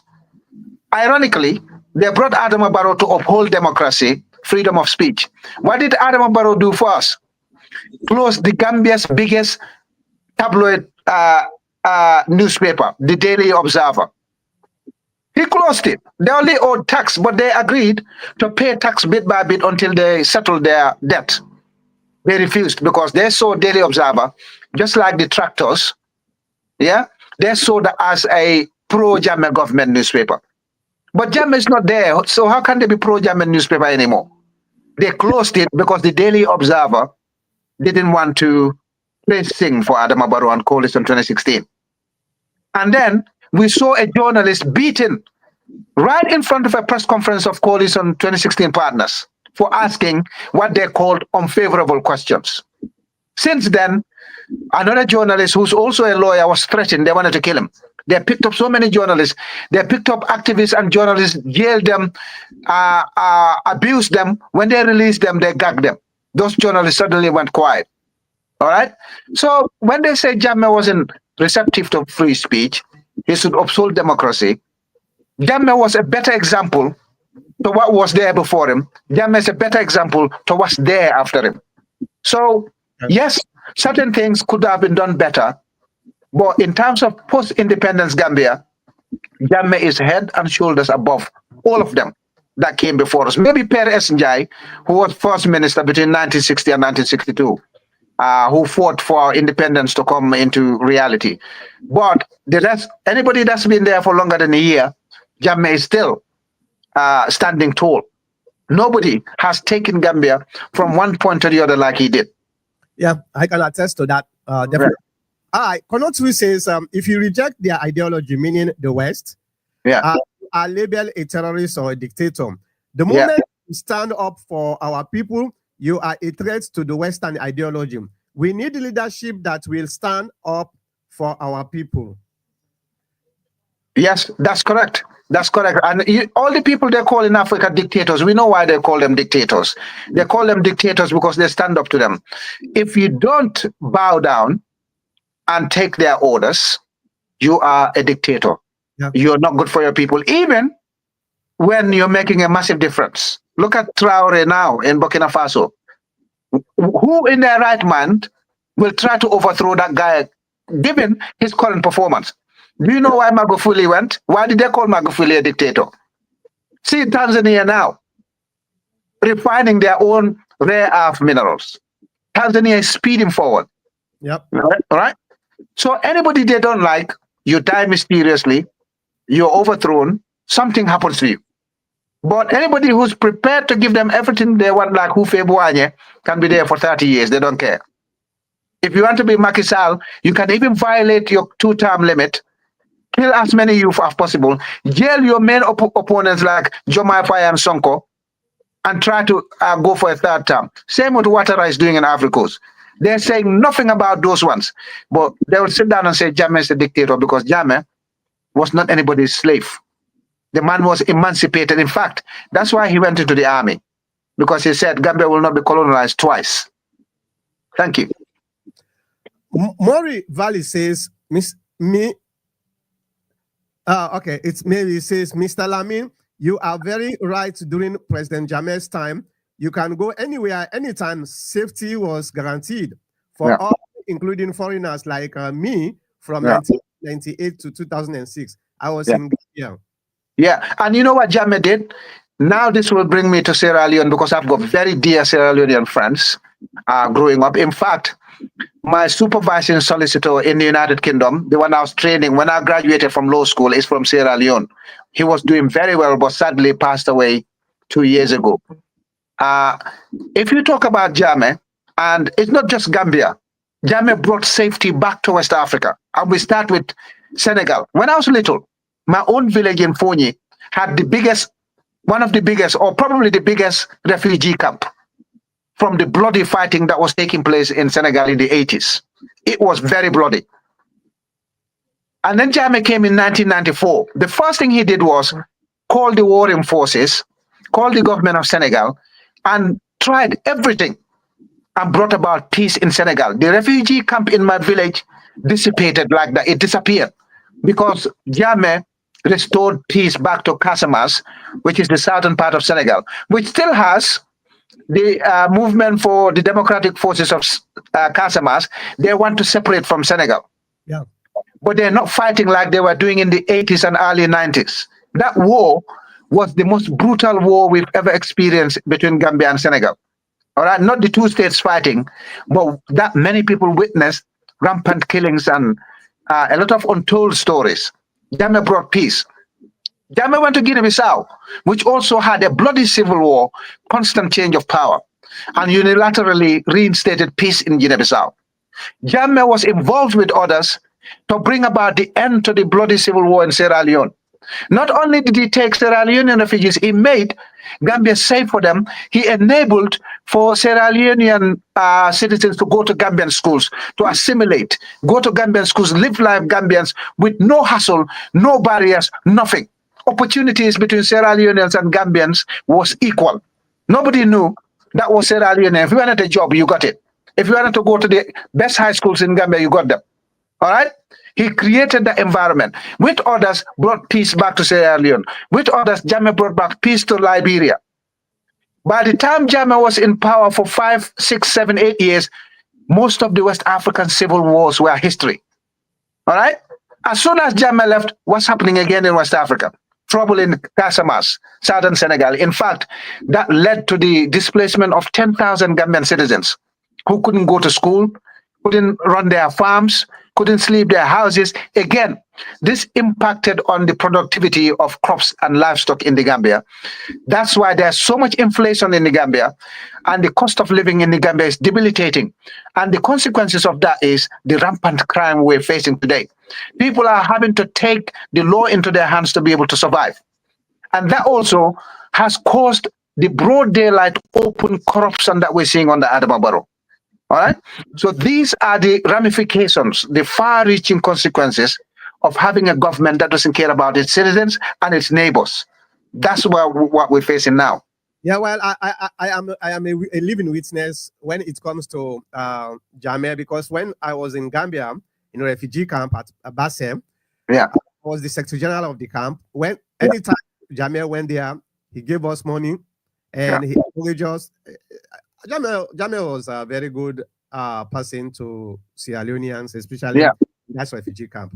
And in addition, when Sierra Leone had Ebola and Guinea, Jammeh didn't sit down and think, hang on, Gambia is not involved, I'm just going to sit down and fold my hands.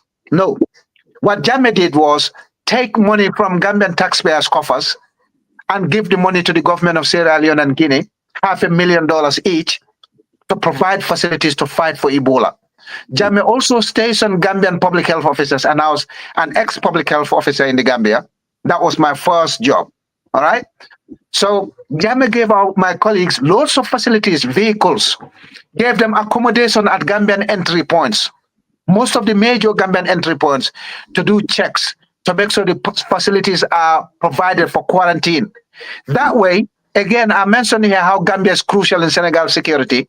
Gambia was crucial in ensuring Senegal didn't have Ebola, and Gambia didn't have a single case of Ebola, because Jammeh got up and helped Sierra Leone fight it.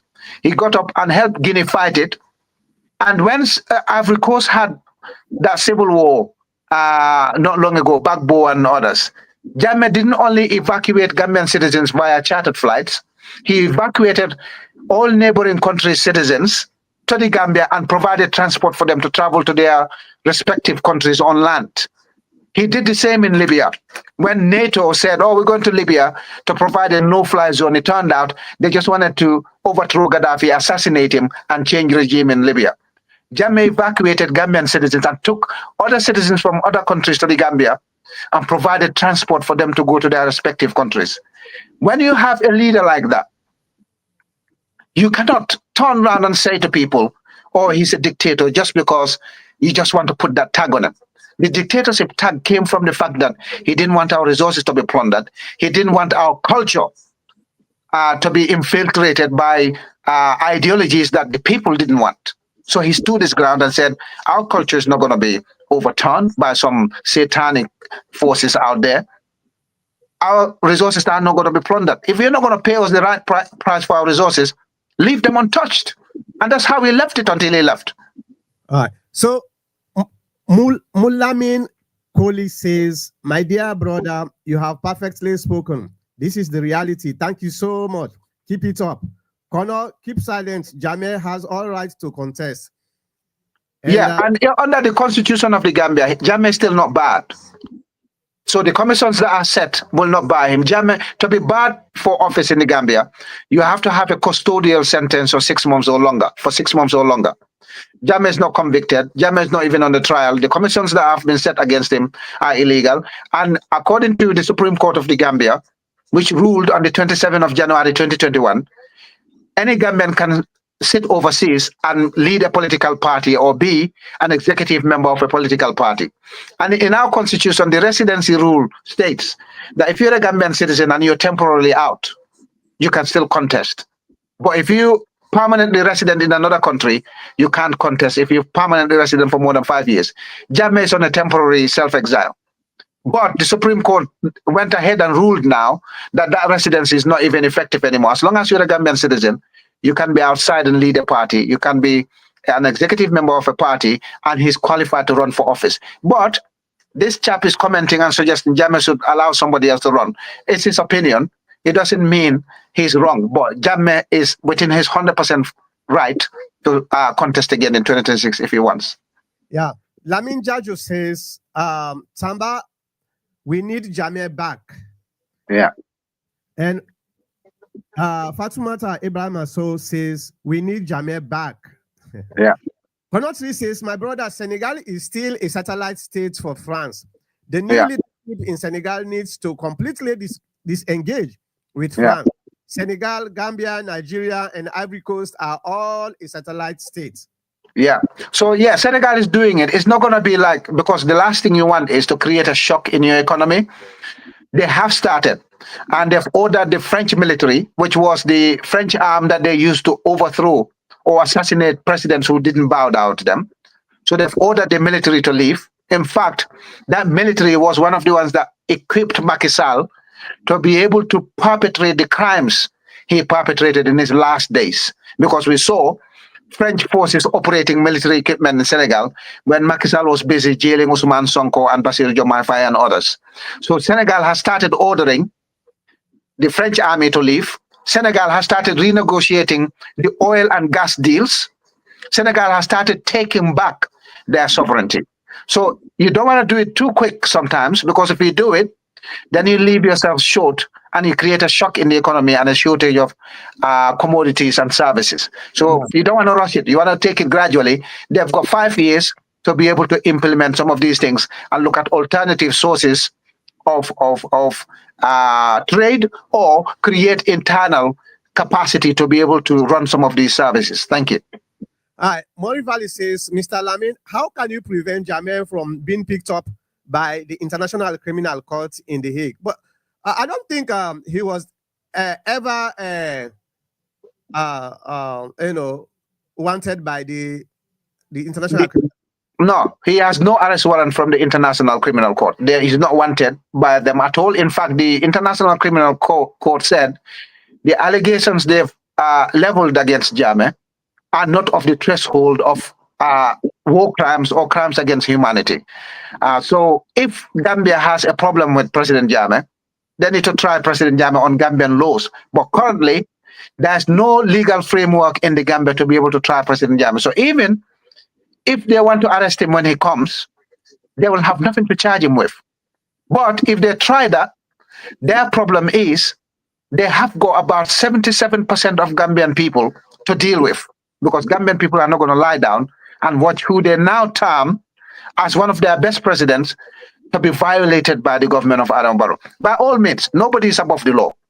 If the government wants to call him into questioning for a few hours or up to 72 hours, they can do that because the Constitution allows them to do it. But the current 1997 Constitution totally provides immunity for Jammeh and Jawara and Adama Barrow. But if they want to go and pick him up, they need to be sensible about it. Otherwise, that will, in fact, spell the rapid removal of Adama Barrow from power. All right. Alexander MS Manga says, Lamin Tamba is a very smart Gambian. Thank you. Why not you, Tamba, that he's talking about running for the presidency? Why not young and talented people like you that believe in Pan-Africanism? Pan-Africanism ideology is the only ideology that will save Africa. The Western ideology has failed Africa. Yeah, true. Well, I don't think Gambia is ready for me yet. I don't think Gambia is ready for me because the problem with Gambia is when you're straight, as you saw with President Jammeh, when you take no nonsense and when you tell the truth, and this is the problem Coalition 2016 found, and this is the problem the government of Adama Barrow found. They did everything to buy me over. Well, I'm not interested in material wealth. I'm not interested in any position. Any position I attain in my life is earned via true grit and determination and the skills I have right now. So I head many departments at the moment in the United Kingdom. I don't mind assisting the next Gambia president. And I can tell you this, in 2021, there's nothing that the government of Adama Barrow didn't offer me, from vice president all the way down when the APRC split. I can tell you this categorically. Some of them wrote it on social media, but I know on the ground how much they wanted to give me to betray President Jammeh and go and join the NPP. All right? And then when they knew they were failing, they intimidated me. They said, oh, we're going to arrest you. I went to Gambia, went to nominate Mama Kande. I was public, interviewed by Gambia's biggest television stations. They didn't come and arrest me. What are you going to arrest me for? There's nothing I say on social media that's not factual, that I cannot back up. So, yes, I could potentially stand up for APRC or for UDP or for any other party. But the problem is, when you when you lead people that are not willing to sacrifice and take the hardship for our offspring, future generations, you are going to have lots of problems. Look, power everywhere has got problems. In the United States, in Britain, I know that. Yeah. You're always going to have opposition. So some of the people calling Jammeh dictator, they're just opposition. They don't believe that he's a dictator. But for me personally, I think sometimes it's a case of whether you think, like when they interview you and you think you can bring meaningful change. I can bring about a lot of meaningful change, but that change is going to come at a cost. It will suffer for 5 good years, but after that 5 years, there'll be a massive improvement on everything public administration. That's going to happen. But at the moment, I have got absolutely no interest to be president of the Gambia. I just want people to have the correct information. Next time we have a leader like Jammeh or Jammeh's second coming, we need to be careful of what we call dictator and what we call brutal and what we call a killer. Not everybody is a dictator. Be careful of what you hear from Western media. Be very careful. Yeah, that's my point. Okay. All right. Albert Momo says, the little I have listened to and haven't lived in Gambia before, I can attribute the geopolitical issue that Jammeh started having to the black gold crude oil. Yeah. That was one of the problems that he had. Yeah. And for all you know, when they do the seismic test, they probably have discovered many more things in the Gambia than oil, but they will not say it. All right. Look at Uganda. As soon as they found out they got trillions of reserves under, what happened? They had so-called jihadists turn up from nowhere. Yeah, they attacked the school and killed how many people last year or the year before? Look at Mozambique. The minute they publicized that they had vast resources of oil and gas, the jihadists turned up from nowhere. And who went? Jihadists draped up to make it look like they're Arab, but they're not. These are the foreign legion, the mercenaries that were set there, drape up to make it look like they're Arabs. They went to Mozambique. Who was the first to volunteer to go and deal with the jihadists? France and their boy Kagame. Yeah? They went to Mozambique that never had any religious tension before. Why are the jihadists in Mozambique? Why? They never had that problem before. Suddenly, they got one of the biggest gas and oil reserves. Jihadists turned up from more. Do you know where the jihadists were in Mali? Where they have 50 of their gold mines. Nowhere else. Yeah? So when you publish something, suddenly the jihadists turn up. Sudan, therefore, you think they're just fighting between themselves? No. There's something going on in Libya. Look at Libya today. Well, we all know these things, but we are powerless to stop it sometimes. But the African child is waking up. Look at what's changing in West Africa now. They're telling us, these people are soldiers, but we don't care because these people are bringing meaningful change. The change that people yearn for, they're seeing it now in reality. All right. Jerry Marong says, well done, Mr. Tamba. President Jammeh is a great leader And Jared also says, thank you so much, Mr. Tamba. Amadou Ndiaye says, Mr. Tabak, you are read. I don't know what's this, which language he's trying to do, but anyway. Amadou, he also says, yes, me need Jammeh back. Oh, this might be a Gambian Sierra Leonean. Yeah. Bori Bojan says, brilliant thoughts, Lamin. Well done. Thank you. Fact, at the moment, he is former President Jammeh. He lost the election and refused to hand over. And Mata Bangura is watching. Can I touch on that point that he refused to hand over? Yeah, go ahead. Yeah, because okay, so this was what we heard. So, but yeah, let's see what happened. No, the real truth is the election results were declared, Jammeh accepted. A day or two later, the Independent Electoral Commission came and said, we made mistakes in tabulation of results. And the mistake is not like one precinct or one polling station or one constituency.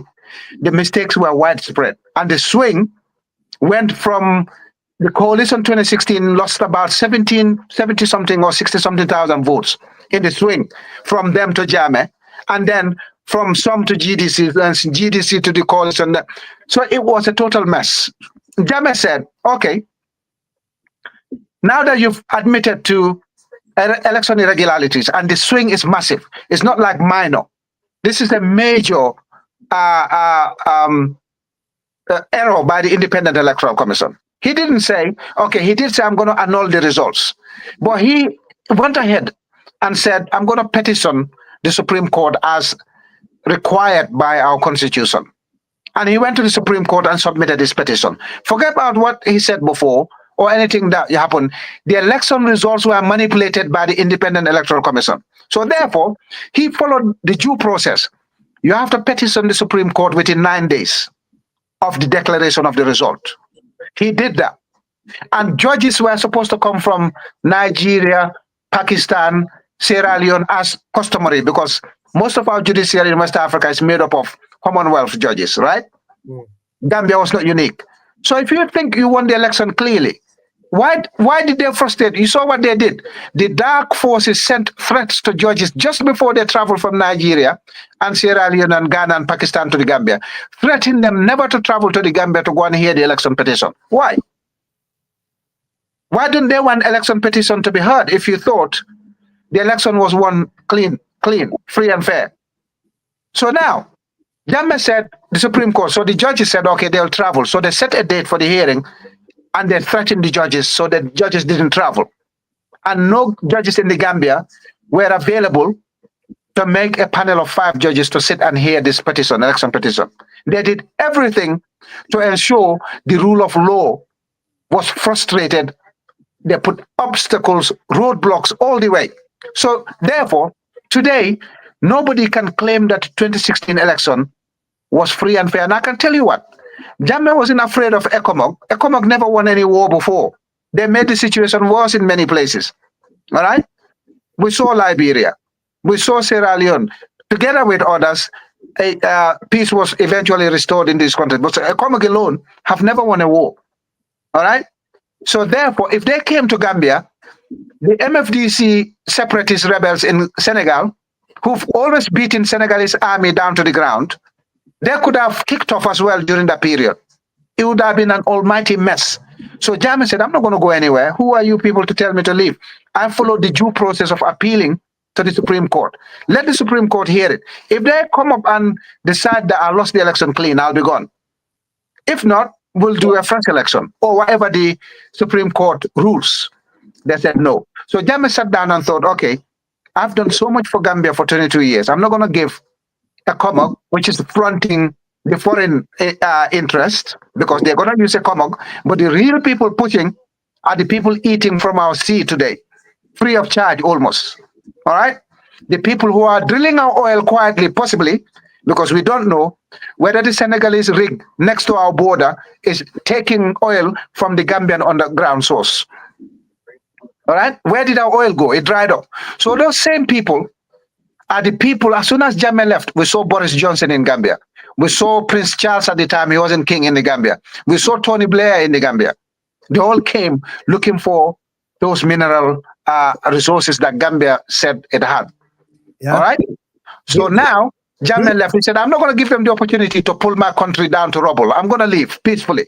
All right? I'll not give them the opportunity to destroy my country. So he left. Jammeh left the Gambia on a red carpet with the national anthem blasting, taking his favorite people, taking his favorite materials and left. He didn't flee. All right? So people need to get the story correct. Okay. Thank you. All right. Thanks for that clarification, because that's what we had, that first he accepted, then later he says no. That's why he was forced to leave. Well, anyway, you guys were there, so you know more. Yeah. Alexandra MS Manga says, please, Mr. Tamba, after the interview, these two journalists should tell the whole world that Gambian wants Jammeh back to the throne. Yeah, that's a common sentiment. That's a common sentiment now. Almost everybody thinks that's the only way to go. Well, I heard that some time ago, the Gambian started protesting and they said they want Jammeh back. That was why the security forces opened fire. Yeah, they did. In fact, not once. The first one was in 2017. They opened fire. Then when we went to protest in 2020, they put roadblocks. They said, you're not going to go to the downtown areas where the impact is greatest. So they kettled us to one section of the Gambia when we went to protest. And then a few occasions, they refused to give us a permit to go and protest and demand Jammeh's return. So now, that was APRC before. Now, it's a common sentiment across the board. People want Jammeh, not this fella. All right? Even if it's to a point where somebody else comes in, it's better than what we have now. This gentleman, Barrow, never comes out and says to Gambian people, I sympathize with what's going.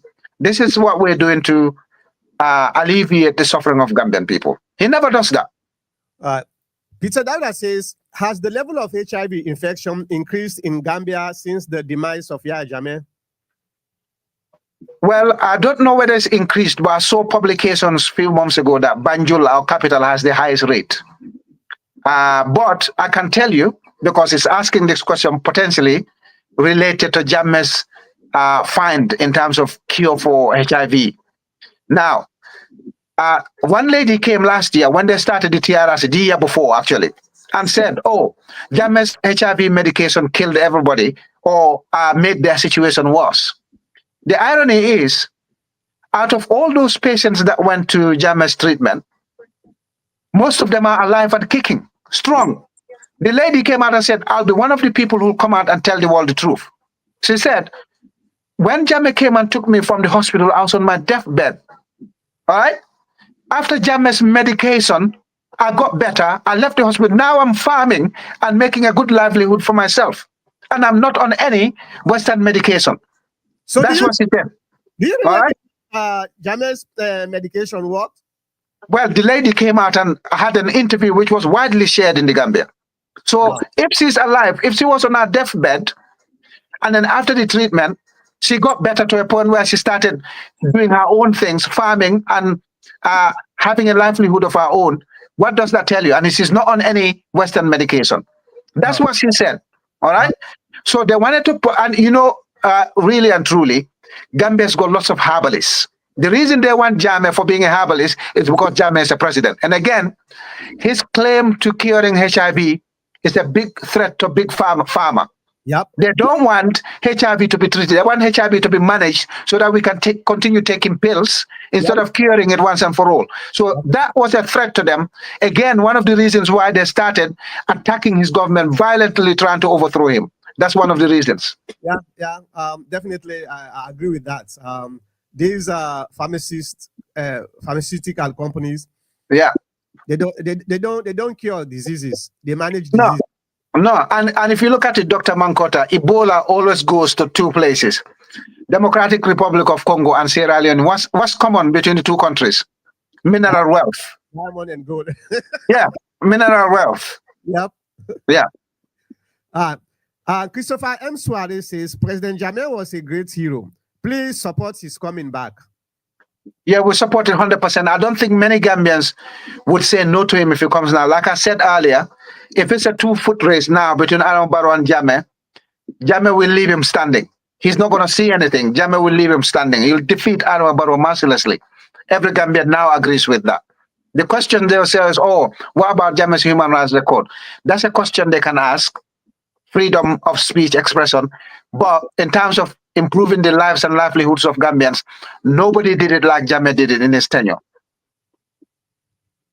All right, OMF says, I think OMF Major or whatever. He says, honest and patriotic Gambians know the President Jammeh took us from the dark to light. It was during ex-President Jammeh, Gambia enjoyed total freedom and independence. Safety and security were excellent. Yeah. And that comment there, darkness to light, is actually true. Electricity was confined to just a few people in Serekunda and Banjul and some areas in Brikama. All right? Schools, Gambia government under President Jawara built no high school. All right? The high schools were Christian missionary or the ones left behind by the Methodists when we gained independence. They built no hospital. The hospitals we had were built by the colonialists before they left. So if you look at it, when Jammeh came, what did he do? He built the rural electricity supply from Banjul to Koina. All right? He also created internet. Gambia today, even Senegal, the border regions hook onto Gambia's internet or coverage to be able to get mobile phone signals. All right? So he built internet connectivity all the way, electricity all the way, water supply all the way. The gentleman was taking Gambia to the dreamland eventually. And his vision after 2016, if he won, today where Gambia would have been totally different. But when you talk to Adam Barrow's people, they say, oh, we suffered the war in Ukraine plus COVID. They need to remember, Jammeh's government suffered 2 crop failures, suffered the biggest economic crunch, suffered Ebola consequences, hit the tourism industry. But Jammeh's economy never went on a tailspin in terms of inflation, the skyrocketing of commodities in the market. How did Jammeh do it? But they're blaming everything. Oh, coronavirus, war in Ukraine. How did Jammeh manage the biggest credit crunch, Ebola, 2 crop failures at his latter part? How did he manage it? Yeah. Okay. So I'm going to fast track here because we are almost running out of time. Yeah. Mustafa Kohli says, Gambia need President Jammeh back to Gambia. We need a competent leader like Jammeh. And Konotri says, unlike any other country in our region during the war in Sierra Leone, Gambians allow us to live in peace and security. Yeah. We grew up with Gambians in Kono, and we were not surprised by their treatment of Sierra Leoneans. For example, my daughter was born in Gambia. Yeah. So you see the relationship between me and Gambia. That's why I always pay attention to Gambia. Yeah, and that's Jammeh didn't just do that for Gambians. Jammeh did that for almost for Sierra Leoneans. I was happy he did that. In fact, one of my cousins and his family lived in Liberia as well. He went to the same high school with me. When they came, the parents said to him, you actually have a cousin in the high school that you go into. When you get there, say hello to Lamin Tamba, his name. So my cousin came. I didn't know him, didn't know the family before we met. So the enabling environment and the safety that was accorded to everybody, whether you're from Sierra Leone or you're from Liberia or from Gambia or from Ghana, Gambia was heaven for everybody. You go anywhere, any time of the day, with anything you have in your possessions, and you were safe. Now, even your own bedroom is not safe. Thank you. Yeah. All right. OMF Major says, YahyaJammeh was and still is the best head of state Gambia has ever had. Many of the negative stories said against him are all false, an intention to taint his name as bad. Yeah. And Jasongo says, by nature, Gambian people are good people and friendly people. They love people regardless of their origin. Yeah. Baji says, we need Jammeh back ASAP. And Borijan says, Jammeh also played a key role in ending the conflict in Guinea-Bissau. Yeah. And Konotri says, Mr. Tamba, I am totally impressed. We pray for people like you to run for the highest office in Gambia. Brilliant analysis. And Fatumata Ibrahima so say, only Jammeh Musa can fix the Gambian. Yeah. Mustafa Koli says, brother, let me tell you this, any day President Jammeh step his legs in the Gambia, he will still have more supporters than anyone else, and we are going to escort him to State House direct. Wow. I need to interview Jammeh. Yeah, so there's an opportunity there. You remember, he said he would do an interview with a network that is not going to dilute his interview. So he wants the interview to be raw as it's conducted, doesn't want to do an interview, then somebody goes and edits it, takes what they want and ditch the other. So an opportunity will come. I'll remember you, hopefully. Not hopefully, I'll definitely, if there's an opportunity for Jammeh to have a press conference or an interview, TPN will be at the forefront. I'll be in touch, and hopefully he's on his way back, and then we can organize something so that the world can hear what the truth is regarding many things that they put on him as a stain. But you see, the good thing is sometimes you don't know what you've got until it's gone. And time is a master, time is a healer, time is a judge. And time has judged Jammeh kindly in the eyes of the majority of Gambian citizens now. So if he didn't leave, and if we didn't have Adam Abaro, we wouldn't have known how good Jammeh was. Yeah, definitely. The value of a tree is not known until the value of a shade is not known until the tree is cut down. Yeah. And the thing is, my program, we don't edit. This is live, and that is how it's gonna be. Yeah. So it's live. Everybody will see. We don't edit at all. As we interview you live. That's how it's gonna. So we don't edit anything. That's good. Yeah. So. Hold on, let me try. There are a lot of comments that I may not be able to read because of the time. It's already the program has gone mad. It's gone viral. That's why it is. Oh, I know, definitely. Let me read a few more, then I'll let you go. Yeah. All right. Let's see here. Fatumata Ibrahim Aso says, indeed, I agree with you, Mustafa. Konotri say, thank you, Doc, for bringing Mr. Tamba. And Usman Bojan says, massive welcoming waiting for Jammeh. Gambia need him. And Yusufa Muslim, we like YahyaJammeh.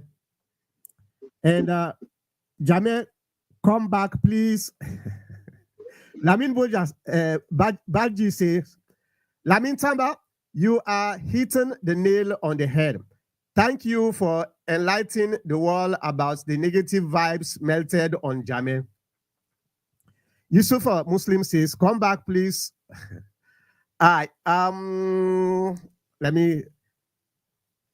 Mamadou Contest says, we like YahyaJammeh. Come back, please. Fatimata Ibrahim says, welcome Jammeh back. All right, let me just read the last one. Yeah. They say, I see Mr. Kabo's looks relating to BIO's blaming of the failure of government on COVID-19 and the Russia and Ukraine war are expressed by the gentleman. All right, well, there are so many that I have to jump in and try because we are already 4 minutes above the normal time. Yeah. Lamin, I want you to give us your last statement, what you expect in the next election, and what do you want Gambian to know about the return of Jammeh? Right, so the return of Jammeh still is not confirmed yet. The full details are not confirmed. So unfortunately for the viewers and for the TPN network and for Mr. Kagbo and yourself, Dr. Mankota, there isn't a definite date or manner of his return, but the return is imminent, all right? And President Jammeh is still well loved by his APRC supporters, and the APRC is working hard to unite and become one party under him. He said that he's taking responsibility now. So no one is going to say, I'm not going to follow Fabakary Tombong or Yahya Tamba. You're following President Jammeh, who's been the idol of many APRC supporters and non-APRC supporters. For Gambian people, we have all seen what's happened in President Jammeh's absence. We used to blame everything on him, the armed robberies, the killings, the failures of state institutions, the corruption. In the 8 years that Jammeh was in there, Gambia has had more money than entire Jammeh's tenure. And the EU has confirmed that. The amount of money they gave to Adama Barrow in 3 years was more than anything they gave to the government of President Jammeh throughout the 22 years. The former EU charge d'affaires, Atiria Lagos, said that publicly is there. The records are there. So now, we have seen that some of these crimes we accused Jammeh of are happening in his absence. The truth is, we need to look at ourselves. We need to look at the people we put in power. Adama Barrow is an accident, and that accident, we're paying the price for it right now. Because our hospitals now can't even provide as simple a medication as painkillers. The other day, we had an accident 2 weeks ago. Several victims were taken to the hospital. Not even one X-ray machine is working in government hospitals. Yet, in just 8 years of Adama Barrow, he's given us $120 billion debt.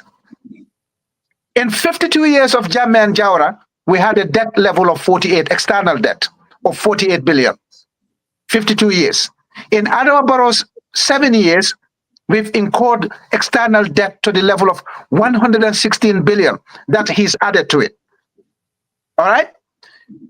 Ordinarily, that isn't a problem, as long as we can see the signs of where that money went on the ground. No Gambian can tell you where that 116 billion is gone. No Gambian can tell you where the 42 billion domestic debt is gone, because nothing has changed. The hospitals haven't changed. They're getting worse. The schools haven't changed. They're getting worse. Security situation deteriorating. Our fisheries, we're getting nothing.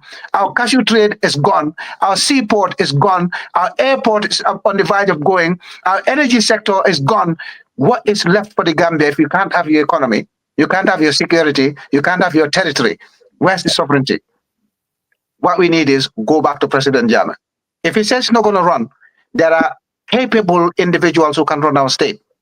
We need to look out for competent candidates, fearless, patriots, Pan-Africans.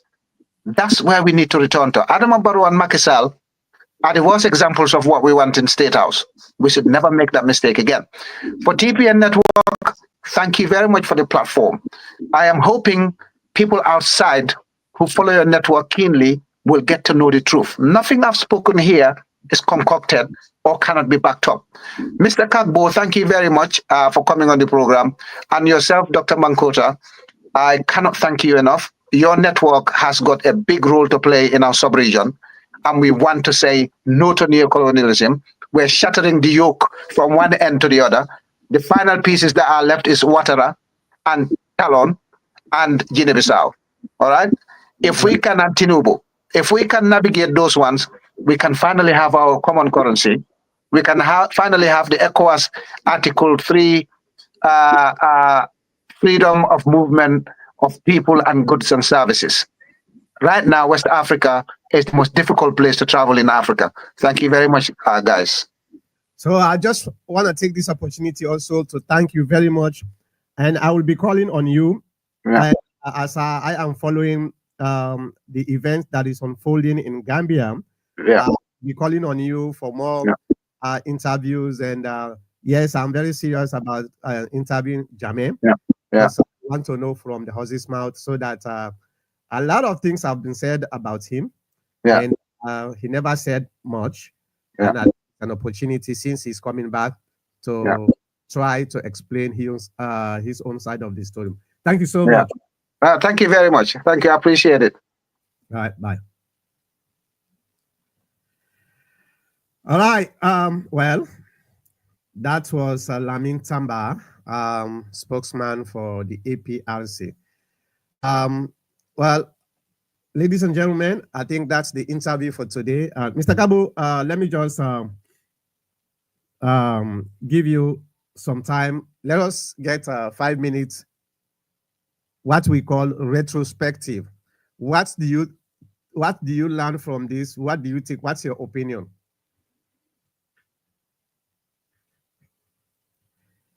You are muted. Mr. Kabo, you mute. So, as I said earlier on, when it comes to Gambia, some of us have a foresight of what is actually happening there, what has happened, especially during the regime of Jammeh. What I see here is this young gentleman, Tamba. He made me recall, and that's why I was just so quiet and silent watching him. He actually a true son of a Gambian. He made me remember the Gambians, very bold, very smart people. They have courage, and I think that is what I see in Mr. Lamin Tamba as a young boy. Um, I'm well impressed with his interview, and it seems like he knows a lot. I'm just afraid that the coming of Yahya Jammeh may not be necessarily Yahya Jammeh himself, but the party of which I believe I am looking at. Let me don't say I believe, sorry, I want to take that. Of which I have the speculation that Mr. Tamba is going to play a bigger role into that party. Whether it's going to be the spokesperson for the Jammeh government. It might not be Jammeh himself, but I know probably the AFPRC, the party, Yahya Jammeh's party is going to come back to power come 2026. Um, it doesn't necessarily mean it has to be Yahya Jammeh himself, but somebody else. And if even if it happens to be him, except otherwise, but I think people like him himself rather than the party, but they want him to be the president of the Gambia. Um, I remember a lot, I was quite trying to cipher out a lot of things from my memory during the time of his presidency, the early days of his presidency with Aidara, Sana Sabali, in those days when he was trying to settle down. A lot of conflict, a lot of confusion, a lot of problems. But it reflects me back to our present government in Sierra Leone, you know, where a lot of people come in with coups, a lot of attacks, a lot of problems, a lot of misbehavior, and so on and so forth. Um, so it's not strange. It's just how you manage the situation, and they will not know your strength, as you mentioned. You not know the value of a tree until the shade until the tree is cut off. So exactly this is what happened to Yahya. He was actually a go-getter. He's a person who protects the Gambian people. That's the first and foremost thing. When once you are a Gambian, he protects you. Nobody will take advantage of you. And this is common for the Gambian people. Well, They don't betray themselves. They are together, the Gambian people. They don't betray themselves though. They are together. When you are a Gambian, you can't mess with nobody. You go there, you can't mess, doesn't matter what power you have. Yes, that's how the Gambians are. I agree with you, Mr. Kabo. So One of the things that I I agree with him on almost all that he mentioned, and I'm just impressed, and I can't wait to have Jammeh here. When I saw this, like 15 minutes to the time of the program, I was like, "What is he saying?" Yeah, Jammeh took over. I thought like some mixed feelings. I start going onto different sides to start about Gambia, the present day situation. Is there a new government? Because the way you put it is like I'm like, what? Gambia, yeah, Jammeh, is it like taking over Gambia or something like that? I'm like, okay, I yeah, start to chat, I start to move from one side to another, Mr. Mankota, these are to some of start what is present day situation in the Gambia. these are some of the titles that attracts people's attention. Right, That I got you. sometimes as a journalist, you put titles that actually attract people. All right. Right. So, but one thing that I wanted to say was about Gambia and YahyaJammeh. I remember in the TPN when was it in 2017 the elections? the previous election when YahyaJammeh contested, and we heard that YahyaJammeh lost the election.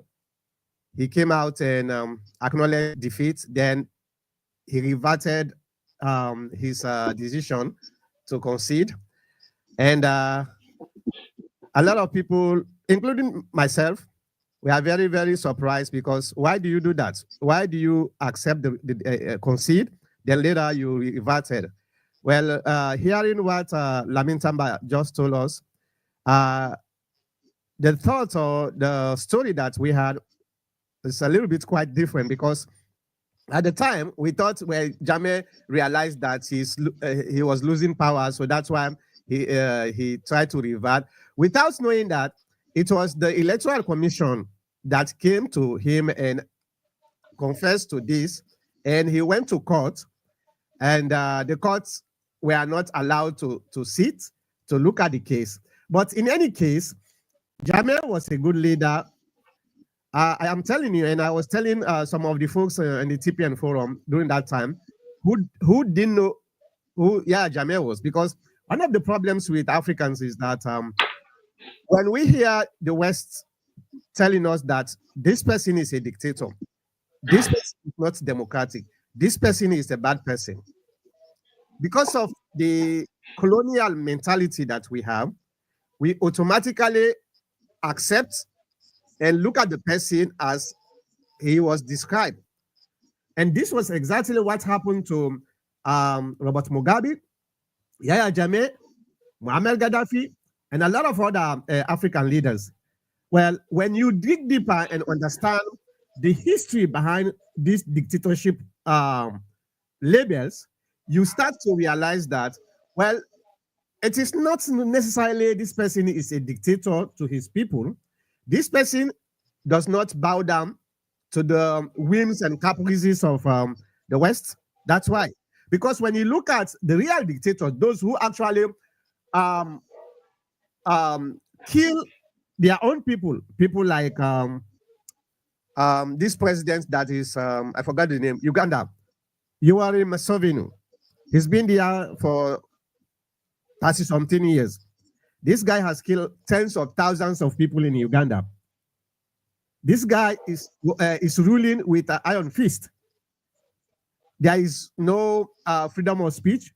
But why this guy is not considered as a dictator by the West? Why? Well, if you dig a little bit, you can understand that he's a puppet. He's a puppet of the West. You look at people like the late president of Cameroon. Okay, I don't know what happened. In fact, I don't know what happened with Cameroon. I think the son took over, right, from the late guy. What's his name again? I forgot his name. You look at this guy. He's been in power for nearly 40 years. For nearly 40 years. The West never called him a dictator because he was serving France. Now, go back to Ivory Coast. The current president of Ivory Coast. Remember the election between him and Laurent Gbagbo? Well, when I investigated that election, I dug deeper to understand. I realized that it was all gimmick. He was actually implanted by France because Laurent Gbagbo realized Laurent Gbagbo was also actually doing the bidding of France, but later he started to realize that, well, this is too much of exploitation, so I'm not going to take this any longer. So he was replaced by this president of Ivory Coast. I forgot his name. Alassane Ouattara. Alassane Ouattara. The West are not going to give up Africa. One way or the other, they are going to continue the exploitation. The neocolonialism is going to continue until Africa stand up, realize themselves that we can do things by ourselves. We have the ability and the capability to take care of our own problems.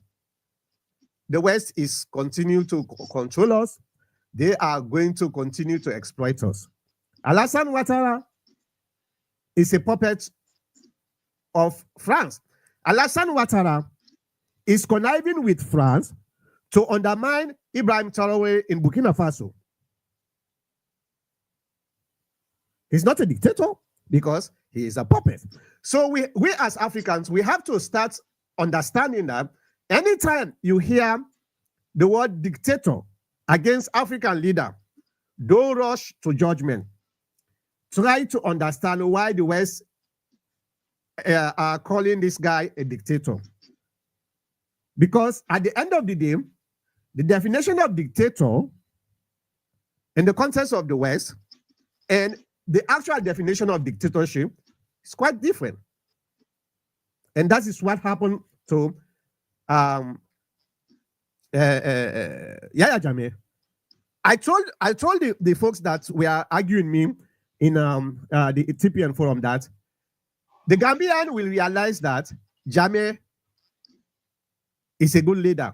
And now they are now calling Jammeh back. The same thing in Libya.